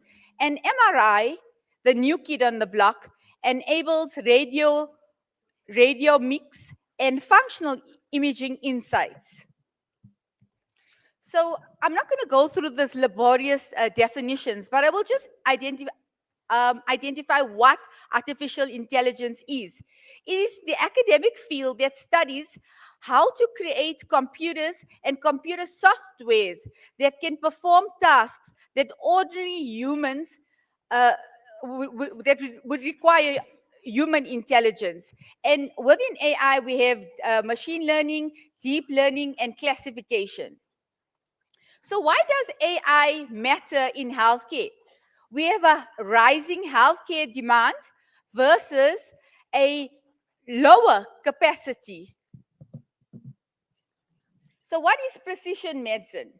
Precision medicine tailors prevention, diagnosis, and treatment to the molecular characteristics of each patient and their tumor. And why precision medicine is very important in breast cancer is because of its wide, diverse molecular characteristics. It integrates genomic, radiologic, and clinical data to guide individualized care. Radiology provides phenotypic data supporting molecular profiling, and it enables targeted therapies and improved patient outcomes. So, the question was asked, breast cancer is biologically diverse. Precision medicine predicts therapy response and drug targets. It reduces overtreatment and side effects, example, chemotherapy. It improves survival and quality of life. So I'm going to just highlight the molecular subtypes of breast cancer. When we talk of breast cancer in the public, the question is, you diagnose with a lump, we do a core biopsy, and so the next treatment should actually be resection, either a lumpectomy or a mastectomy. But unfortunately, because of the molecular subtypes of breast cancer, this is not always the correct treatment. And I'm just going to highlight the triple negative. So the triple negative is actually one of the most serious. It is estrogen, progesterone, and HER2 negative. So because it is negative to all three, it is called triple negative. So what this actually means is that it won't respond to normal hormonal therapy like tamoxifen, etc., and the chances of having microseeding into the axilla, as the nuclear physician pointed out, is much higher. They tend to be more aggressive and grow and spread faster. They have a higher chance of recurrence in the first few years, and they are more common in young women, African women, and those with a BRCA1 gene mutation. So really, the treatment option in these patients' first line is not surgery. It is chemotherapy, immune therapy, and there's a lot of clinical trials going on to look at immunotherapy.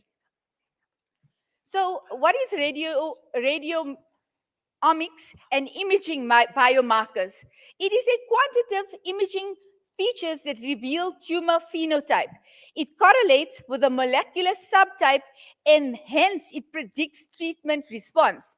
So it forms the foundation of artificial intelligence-driven precision medicine. Artificial intelligence is important in screening programs. AI triage reduces workload in screening programs. It identifies patients that need to be seen more urgently from their mammogram. It improves detection in patients, particularly with dense breast tissue, and it enhances accessibility and diagnostic consistency. So this is just an example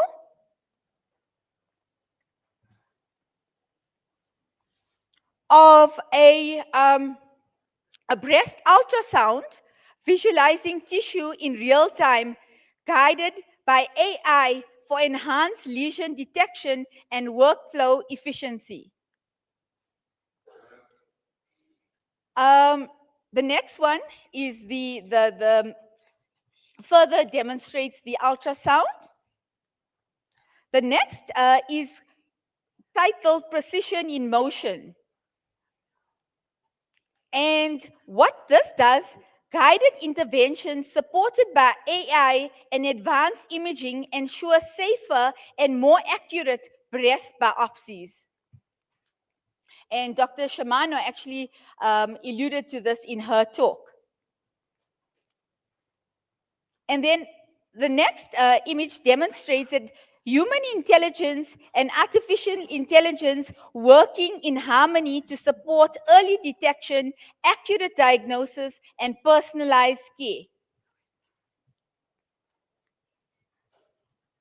And this is the work console, and essentially the radiologist having the images and then combining it with the AI software, giving a better diagnosis for the patients.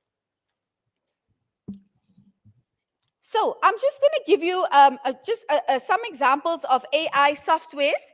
You see on the first image, we have a patient with very dense breasts. So it's very difficult to pick up a lesion. And the AI, you can see demonstrated in the blue, picks this as an abnormal lesion. So the AI has been trained on essentially thousands of breast mammograms, and using which have proven histology. So literally, it's us humans that have actually trained the AI to recognize the patterns. And essentially, this is a dense breast. The AI is able to pick up this abnormal speculated lesion, which could have been missed by a radiologist that isn't that experienced. So it actually allows improved efficiency. The next example really is to show you a color heat map. This is a very obvious large mass, and you can see the AI with the red color heat map identifies that solid, speculated, aggressive lesion that Dr. Shamano actually alluded to in her first talk. This is another example, a patient with a very dense breast. You can see it's very difficult, especially in younger patients, where SONA is actually the standard of imaging under the age of 40. It's hard to pick up the lesions unless you very experienced, like our colleague, Dr. Jajbai. And on color heat map, you can see the AI actually identifies that abnormal lesion. In fact, it outlines that abnormal lesion, and it guides the radiologist to then do the sonar and then consider biopsying the lesion. So really, AI has a significant role to play in improving breast cancer and precision medicine in women.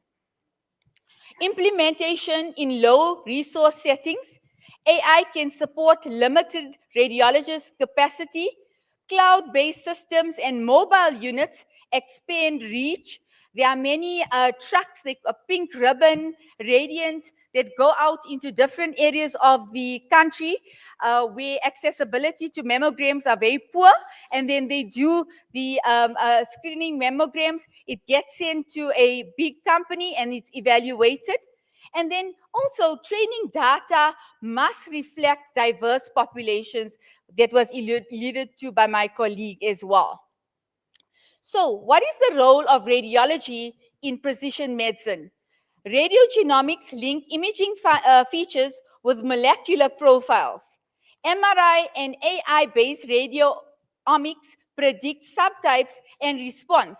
Functional image like MRI, diffusion weighted MRI, PET, and combined PET-CT gives biological insights because nuclear medicine gives the functional uptake of a tumor. And it enables non-invasive monitoring of tumor behavior. There's also been advances in therapeutic treatments for breast cancer in precision medicine. So I'm not going to go through everything, but endocrine therapy has been showing promise. Immunotherapy has been showing significant promise in the triple negative cases that I talked about initially. So what are the challenges in South Africa? We have limited access to molecular testing and targeted drugs, and this is both in the public and private sector. We have an underrepresentation in our genomic studies because most of our data, etc., is based on European and US guidelines. In fact, it's approximately just 15% of the literature comes from Africa. So there is a significant need for research in our setting. We need local biobanks and AI-based imaging tools. And then cost and infrastructure limitations in the public sector is a very important limitation. So AI and precision medicine integrates imaging, genomics, and pathology. It predicts recurrence risk and therapy response. It enables adaptive and personalized treatment strategies. So, gone are the days that we made a diagnosis of a breast cancer and the treatment is a lumpectomy or a mastectomy and the patient should be fine. So a molecular treatment and a whole lot of other drugs are in development because of the biodiversity of breast cancer. I'm going to give you a case example. So AI-assisted mammography detected an early lesion that was missed by human review. The genetic testing confirmed that it was a BRCA1 positivity that increases your risk for breast cancer, and then a precision-guided therapy initiated early with a very good outcome. So what are the future directions? Multimodal AI combining images, text, and genomics, integration with digital pathology and cloud-based analytics, develop African-specific precision oncology databases, expand molecular diagnostics across provinces in South Africa. I know currently even medical aid in private does not pay for molecular diagnostics. And I think treatment ranges from anywhere from 300 to 500,000. So we need to advocate for that. And then foster multidisciplinary collaboration. My question is, will AI replace a medical doctor? I think Elon Musk thinks so, and he's South African. And the answer is no. AI enhances precision medicine through better detection and prediction. Radiologists remain central to be responsible for AI integration. AI will not replace radiologists, but enhance diagnosis. And physicians do not treat pictures. Physicians treat patients. Thank you. I have a quiz now, and I have a beautiful wrap for the winner. Do we have any questions? A question. You have a question? Okay, so my quiz is, which of the following celebrity women were never diagnosed with breast cancer? Okay, listen to the question. Shannon Doherty from Beverly Hills 90210, Olivia Newton-John from Greece, Kylie Minogue, a famous pop star from Australia, Angelina Jolie from Hollywood, and Christina Applegate from Hollywood. Okay, who's the first hand? The lady with the pink. Yes, and why wasn't she diagnosed with breast cancer?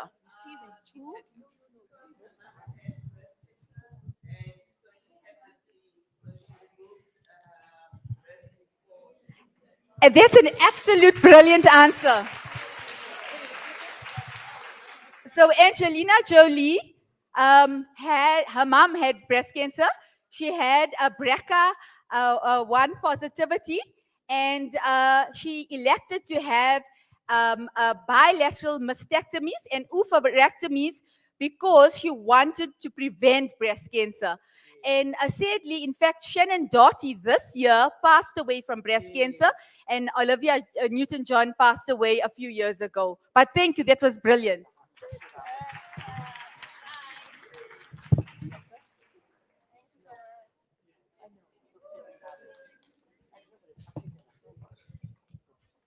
Thank you, Dr. Nasreen. Well, gave us a great insight into AI and the advanced technology so that we can have early detection for cure. There's hope. Thank you very much. Now, a round of applause again for Nasreen. Well, I know we're running out of time. The tea is boiling there, but our next guest speaker needs no introduction, but I am going to introduce her. Our next doctor has 20,000 followers, and I bet you everyone in this room is following her. She also has 3 million views on Instagram, and that is none other than Dr. Fahima Ismail Rawat. So Fahima Ismail, a dentist, a philanthropist, businesswoman, is also the brand ambassador for Stitch Medical Scrubs and Skin and Body International Secretary of the Mdeni Muslim Association in Soweto and a chair lady of the South African National Muslim Women's Houghton Wing Forum. In so many ways, Fahima daily uplifts and inspires people, showing us that we can definitely do more to transform the world around us if we try, creating a lasting impact in the hearts of those amongst us. She is a treasured person in the community and will be cherished in the hearts across the world owing to her humble personality. You agree, isn't? She has one of the top 50 inspiring global icons, as well as 2 Women of Wonder Awards. And our presenter is here. I'm grateful for the opportunity and to honor her as Fahima also impacts people's lives across the world. May the Almighty accept and grant her strength, courage, and patience to continue slowly for her, the pleasure of the Almighty, as she is the award winning dentist who has just recently launched her We Care for Oral Health campaign. I was just informed by the Daredevil preschool that you will be visiting Roshni in November. The preschool is looking forward to your visit, and so is Roshni. Now, that is where Fahima visits schools around the country during her free time to empower students and the youth on oral education in South Africa. Also known as the dentist for the stars, for her beautiful smile, makeovers, but is admired for empowering women and kids in South Africa around the world, worldwide world. Awarded the Maxillofacial and Oral Surgery Project 5. Dr. Fahima Ismail Rawat.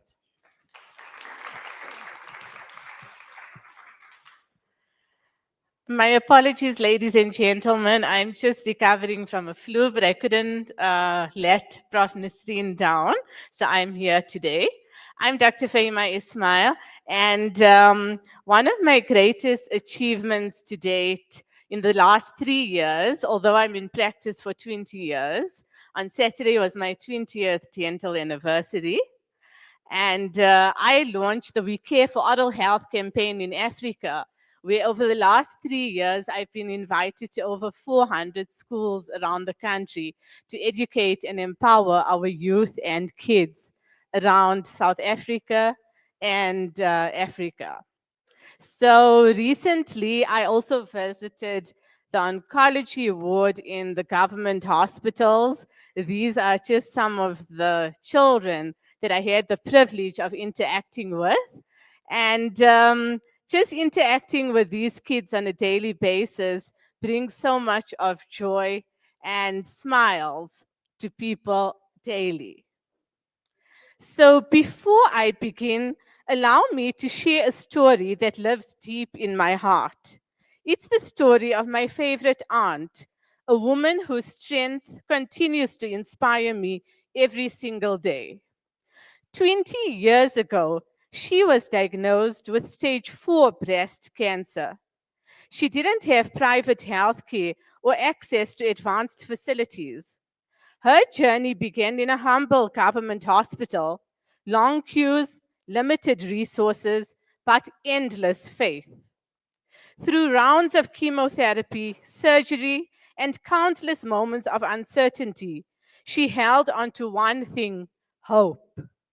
Today, at 80 years old, she is still here, still smiling, still reminding us that life after cancer is not just about survival, it's about living fully with gratitude and grace. She is my reminder that resilience is not built in comfort. It's born in the toughest of places, when the body feels weak, but the spirit stands tall. And that spirit, that resilience, is what brings us all together today. As a dentist, I've seen how cancer and its treatment can affect every part of a woman's body, including her smile. The mouth tells a story of what the body endures, from dry mouth and oral infections to simple challenges of eating or speaking during treatment. But I've also seen something even more powerful, that when we care for our oral health, we help women reclaim their confidence, their dignity, and their joy. Because a healthy smile is not just cosmetic, it's emotional healing. So today, as we honor women who have walked through fire and come out shining, let us remember that oral health is not separate from overall health. It is part of our resilience, our self worth, and our journey of recovery. To every woman here, survivor, supporter, healthcare worker, this message is for you. Never underestimate the power of a smile, especially one that has been through pain and still chooses to shine.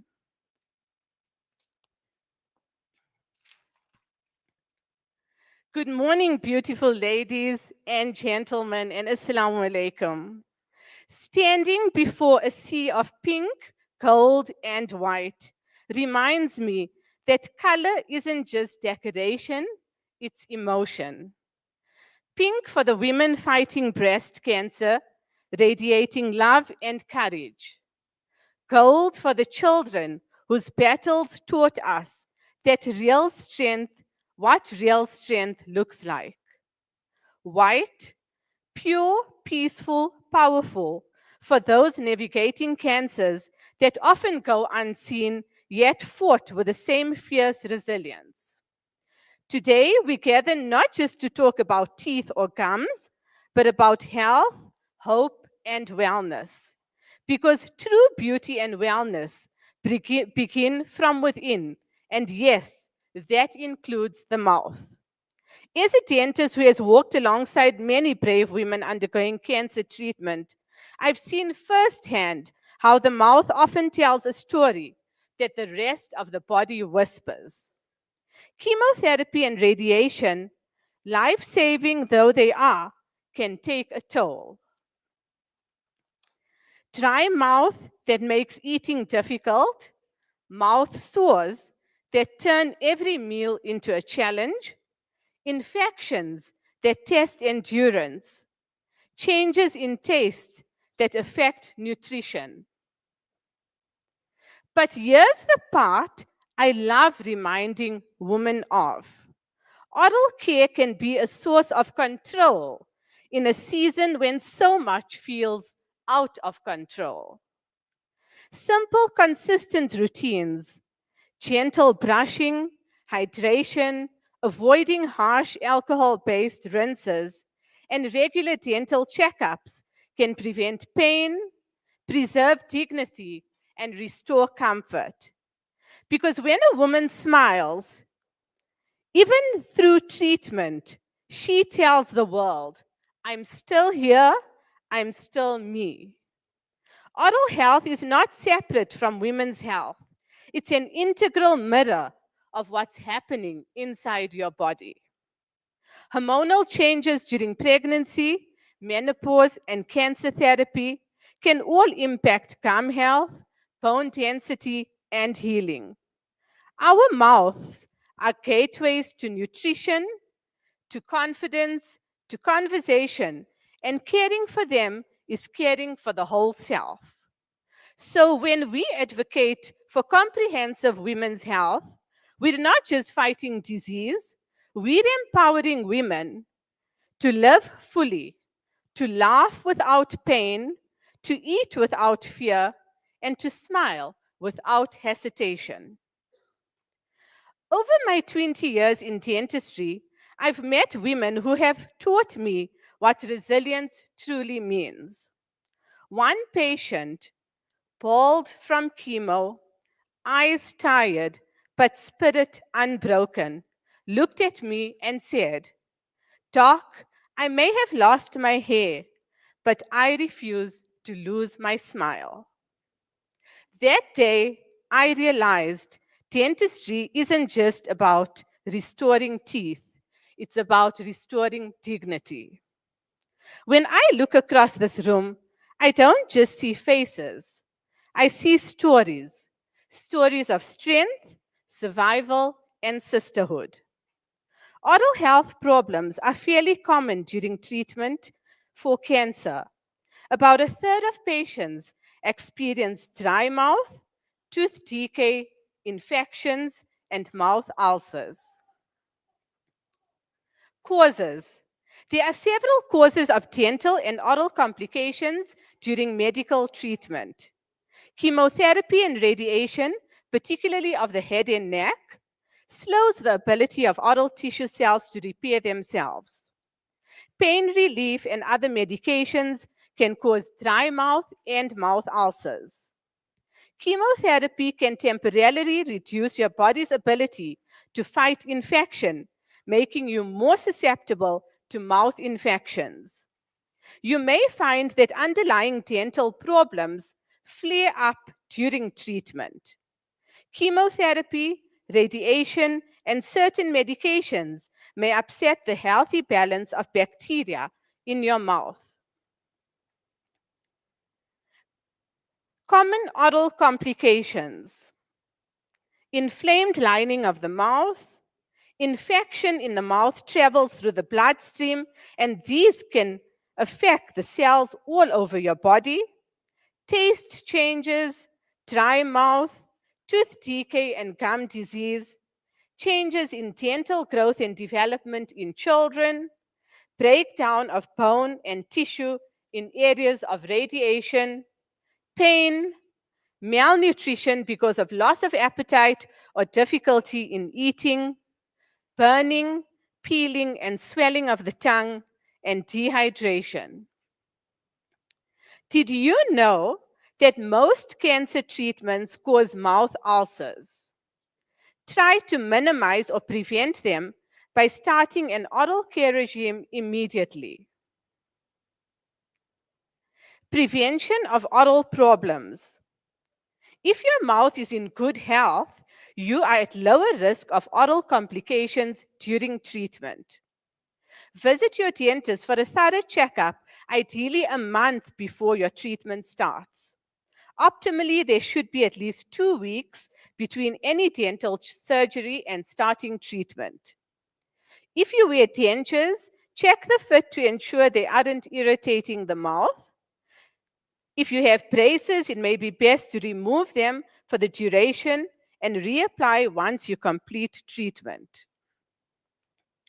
It's a very good idea to have a professional clean and polish after diagnosis to remove plaque and ensure your mouth is in tip-top shape at the start.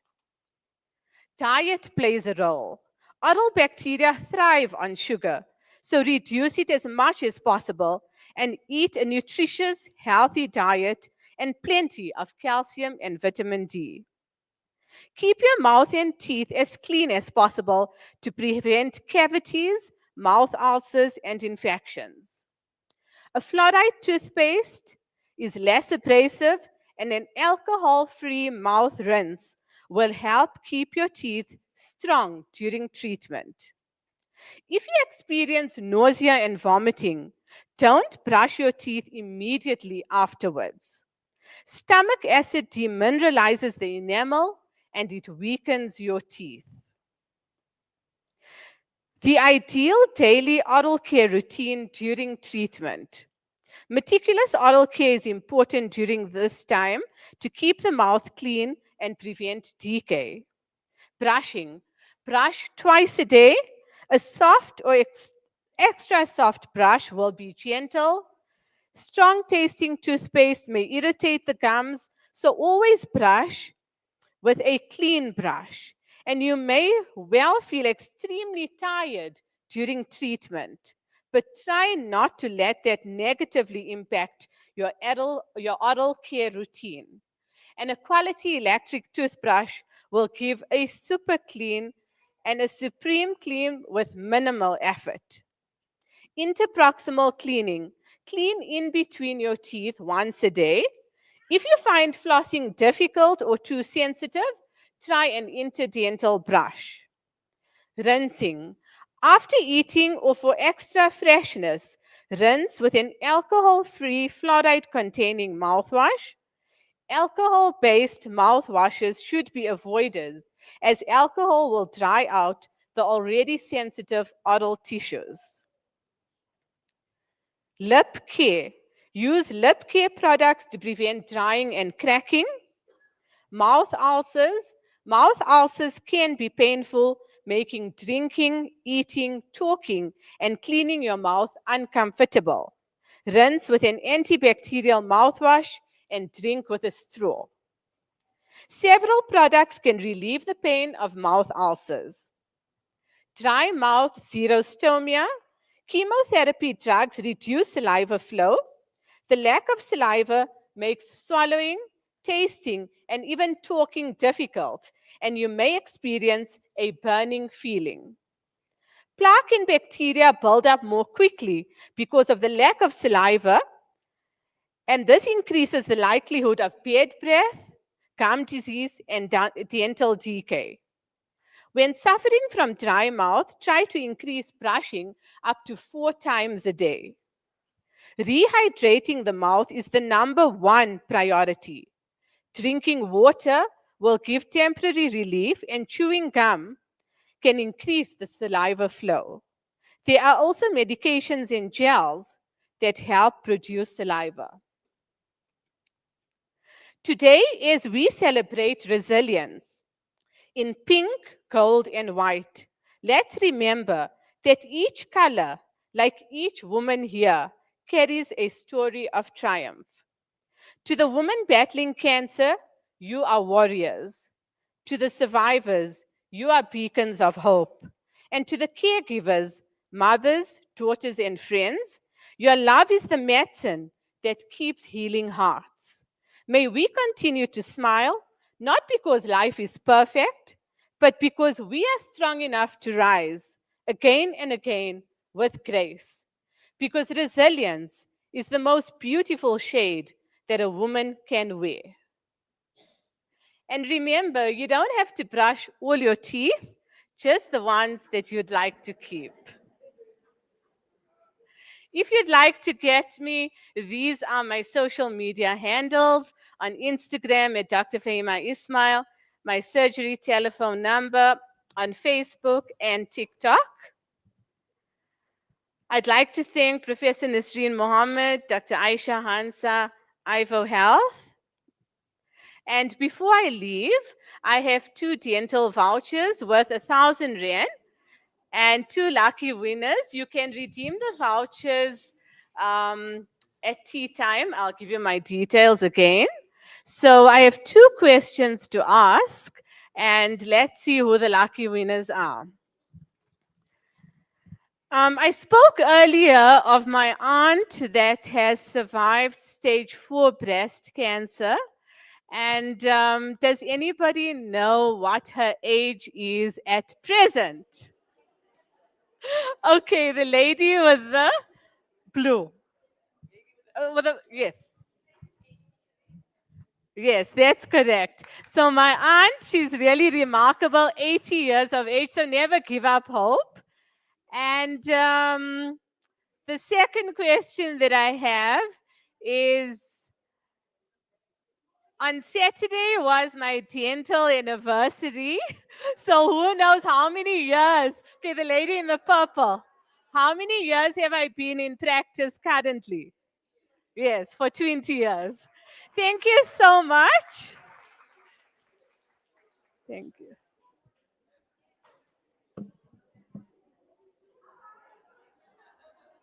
Thank you. Not, not fair there. Okay, ladies, the ladies, they say it's not fair. We're catching on, we're giving them an opportunity. So next speaker, remember that. We come to almost the end of our session 1 before we break for tea. So I call upon our last speaker, and our speaker is going to talk about pain management. Many of us sitting here have started that situation. And I'm hoping that Dr. Sumaya Hansa, a palliative care physician, will be able to help you through your journey. Dr. Sumaya Hansa, a medical officer at Wits Donald Gordon Medical Center with an interest in palliative care. She has completed her palliative care diploma at UCT in 2016. Dr. Sumaya Hansa is currently working in oncology and involved with managing and helping patients and families through the difficult journey they face as impatient with the illness and end of life care. Dr. Sumaya Hansa.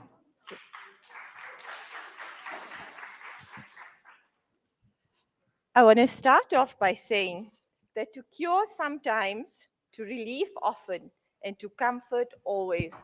Jazakallah for Professor Nasreen Mohammed to give me this opportunity to talk about something that is dear to my heart. What is pain and why does it matter?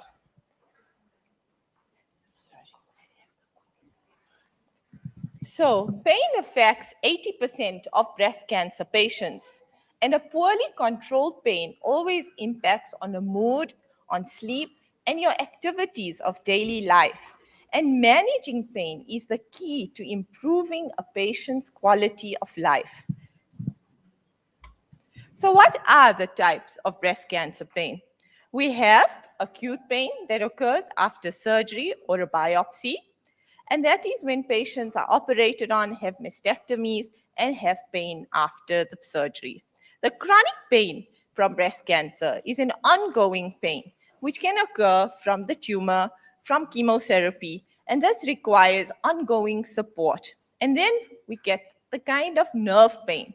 Many patients suffer from nerve pain from their surgeries, from chemotherapy, and thus it can be quite debilitating for the patients. So how do we assess pain? Pain, we use simple scales, and on visualization of that pain, what do? Is we look at it on a scale from 1 to 10, and we ask patients, where is the pain? Describe the pain. What is the kind and nature of the pain you are experiencing, and how does it impact on your quality of life? It's always important to reassess this pain and always understand what are the stresses that the patient is experiencing in their lives that may be contributing to their pain. As clinicians, we use the WHO ladder in guiding us is a stepwise fashion to guide us to institute many of our pain medications. So if you look at it, we start off with mild pain. This is in patients who require not a lot of pain control, but basically we start off from scratch. And these are your non-opioid medicines, which are generally Panado or your non-steroidals. The biggest caution here is in patients with renal failure or those who have gastric ulcers, we would avoid the non-steroidal anti-inflammatories. And when the pain is severe, you need to combine it with rest, relaxation, and gentle movements and encouragement that it's okay to have the pain and that it can be managed. When we get to the second part, and this is when patients are saying that their pain is severe, but they're scared. So what happens? We initiate a weak opioid. And these are drugs such as codeine, still pain, tramadol. And at the same time, you can continue to give Panado or ibuprofen. But it's important to watch for side effects like drowsiness and constipation. And now we come to severe pain. This is in our advanced breast cancer patients. Patients with stage 4 breast cancer, for severe pain, you use a strong opioid. And this is morphine. And then you can continue your non-opioids, which we just mentioned. And it's always important to understand what is causing the patient's pain in totality. And this is where you would initiate your supportive care measures. You always have to adjust these medications, and they come in many forms. They can come in morphine syrup, in patches, whatever suits the patient. And remember, review it often because patients are always scared. They think morphine is an addiction, they're going to be addicted to morphine, and you need to address these myths and fears with our patients. And then we come to what we call as non-drug strategies. And these can be physio, massaging, acupuncture, mindfulness, and relaxation. I think at this stage, you have to look at what kind of pain the patient has and what gives them comfort. And that's very important because as clinicians and as people looking after people who have pain, we don't always address that. And then you get your heat and your cold packs, your supportive things like your bras in breast cancer patients. And these are all the examples in which you would address the pain, to initiate their physical well-being. Because here we are concentrating in managing pain in a totality of the patient's well-being. And now, as I go into the next part of pain, is as pain progresses in advanced breast cancer, we always look at what supportive care structures can we initiate for patients with advanced breast cancer. Here we come to the topic of palliative care. This is an approach of supportive care of the illness and where it will take us. These are patients who are living with a life-limiting disease, and you're looking at what symptoms we can manage to give them quality of life. And this is there palliative surgery that you can offer them? Is there chemotherapy or radiation that would support the illness? And how do we carry them through the different phases that the illness may present with? And this is where we say it's not just about the support, it's managing that support, managing the anxiety of the families, managing all sorts of issues that's just not related to the symptom itself. And then as we go to patients who really advance with their cancer, where chemotherapy may not help, and this is where we introduce end-of-life care. And these are ongoing. Do we initiate ongoing medical treatments? What kind of support care structures can we create for these patients at home? And also have discussions with patients and their families about what they would like if things are not going well. Nobody likes to talk about this. And then also to always continuously emphasize if we are in the end-of-life care stage, is it a non-curative situation? Does she have weeks or months to live? And how are we going to help her spiritually, physically, and emotionally to get through this? And finally, there have to be many, many discussions on terminal care. How do we support this family? How do we help them? Because as the patient progresses, she becomes weaker. And this results in how do we give them best supportive care? And how do we make their days with dignity rather than just pushing them between hospitals and making sure our anxieties are fulfilled, whereas the patient just needs comfort. So I want to look at it. If you look at palliative care and beyond, basically it's what kind of emotional support can we give the patient? What kind of spiritual support can we give the patient? And what kind of support as a family would you want to support the family? Because remember, this is an illness that people go, they grieve the illness. And the grief comes in many stages, especially when we're dealing with stage 4 breast cancer. Patients are not ready to die. No one is. But when you are supporting an illness that is changing and evolving on a regular basis, you need to meet the needs and make that emotional connection with the disease. So you guide the patients and their families so that you ensure the patient receives dignity and support during her final days. So I just wanted to highlight a few things which patients generally complain of, and that is they can present with headaches, speech problems, chest pain, and these are all symptoms. And this is where we say, how can we support them? How can we support the role of family and caregivers? And this is where, as palliative care practitioners, we give that support. There is resources available to give that support and provide emotional and practical support. It's always important that they have a structure where people can monitor the encouraging communication and offer comfort and assist with treatment routines. So what I wanted to do is I wanted to introduce you, I know it's before tea, so I wanted to introduce you to Auntie Sarah. Auntie Sarah was a 65-year-old lady with stage 4 breast cancer. It metastasized to the lungs. Initially, she was on palliative chemotherapy, and her goals kept on shifting because her disease was growing. And then what did the focus happen? The focus changed from symptom management and quality of life, managing her pain, managing her fatigue, her nutritional deficits. And after switching from aggressive chemotherapy, she opted that she wanted to have palliative care. So how did we help her? So basically, after discussions with Auntie Sarah and her daughter and her husband, we provided them with family and caregiver support. And this was in many forms. As Auntie Sarah's condition deteriorated, we initiated a caregiver to help her daughter and her husband look after Auntie Sarah. And then we required symptom management. We had Auntie Mel, Sister Mel, who came in and she initiated certain management of her symptoms and guided the family to initiate, this is what you do when someone is experiencing this, that, and the other. With Auntie Sarah, what happened to her is her cancer spread to her brain. And when it did that, she became weaker, more frail, and eventually she could not eat. Now, when you look at this, do we give them nutritional support? And this is a myth many people are very scared of addressing. Eating is kindness, but in a cancer patient who is deteriorating, you have to understand that she doesn't have to eat if she's in a coma.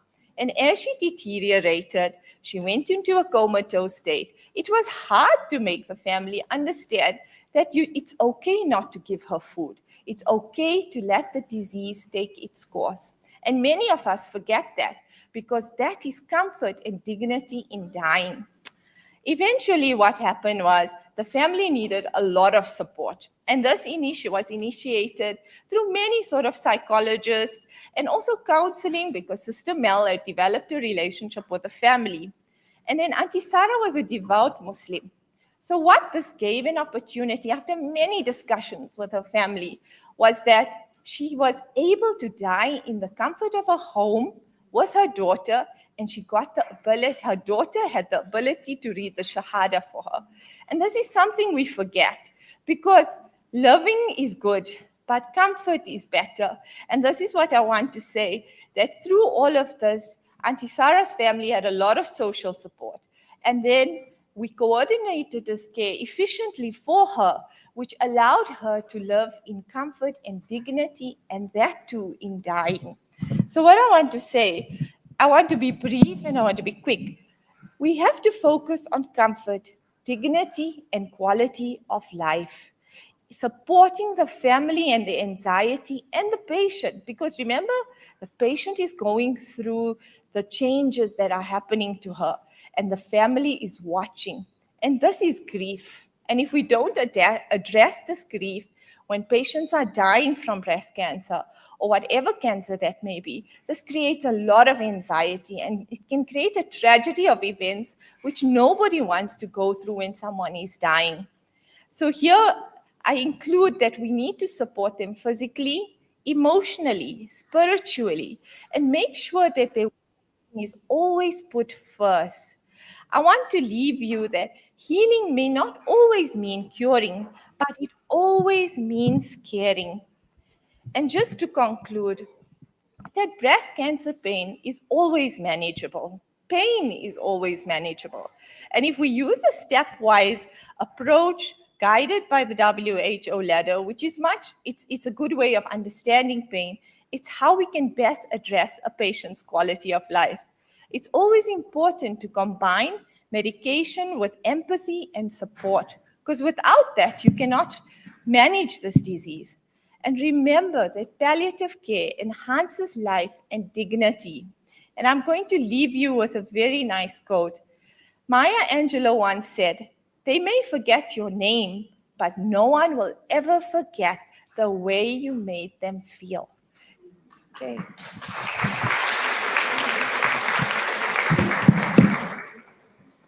Jazakallah, Dr. Sumaya Hansa, for actually making us understand and help us through giving people who are going through this illness to live a dignified life. Jazakallah. So we have come to the end of our session 1. Please do come back in half an hour. We've got a good, great lineup where we also encourage a good, healthy lifestyle. So we're going to have a scarf time demo, makeup artist presentation, and also a lineup of professional specialists to address you to live a good, healthy life. So as you step out here, on my left, and then you take the bed, there's a beautiful spread of breakfast. Enjoy it, and we shall see you back in half an hour. All the guest speakers of session 1, kindly come forward because Dr. Nasreen Mohammed, from her personal self, has brought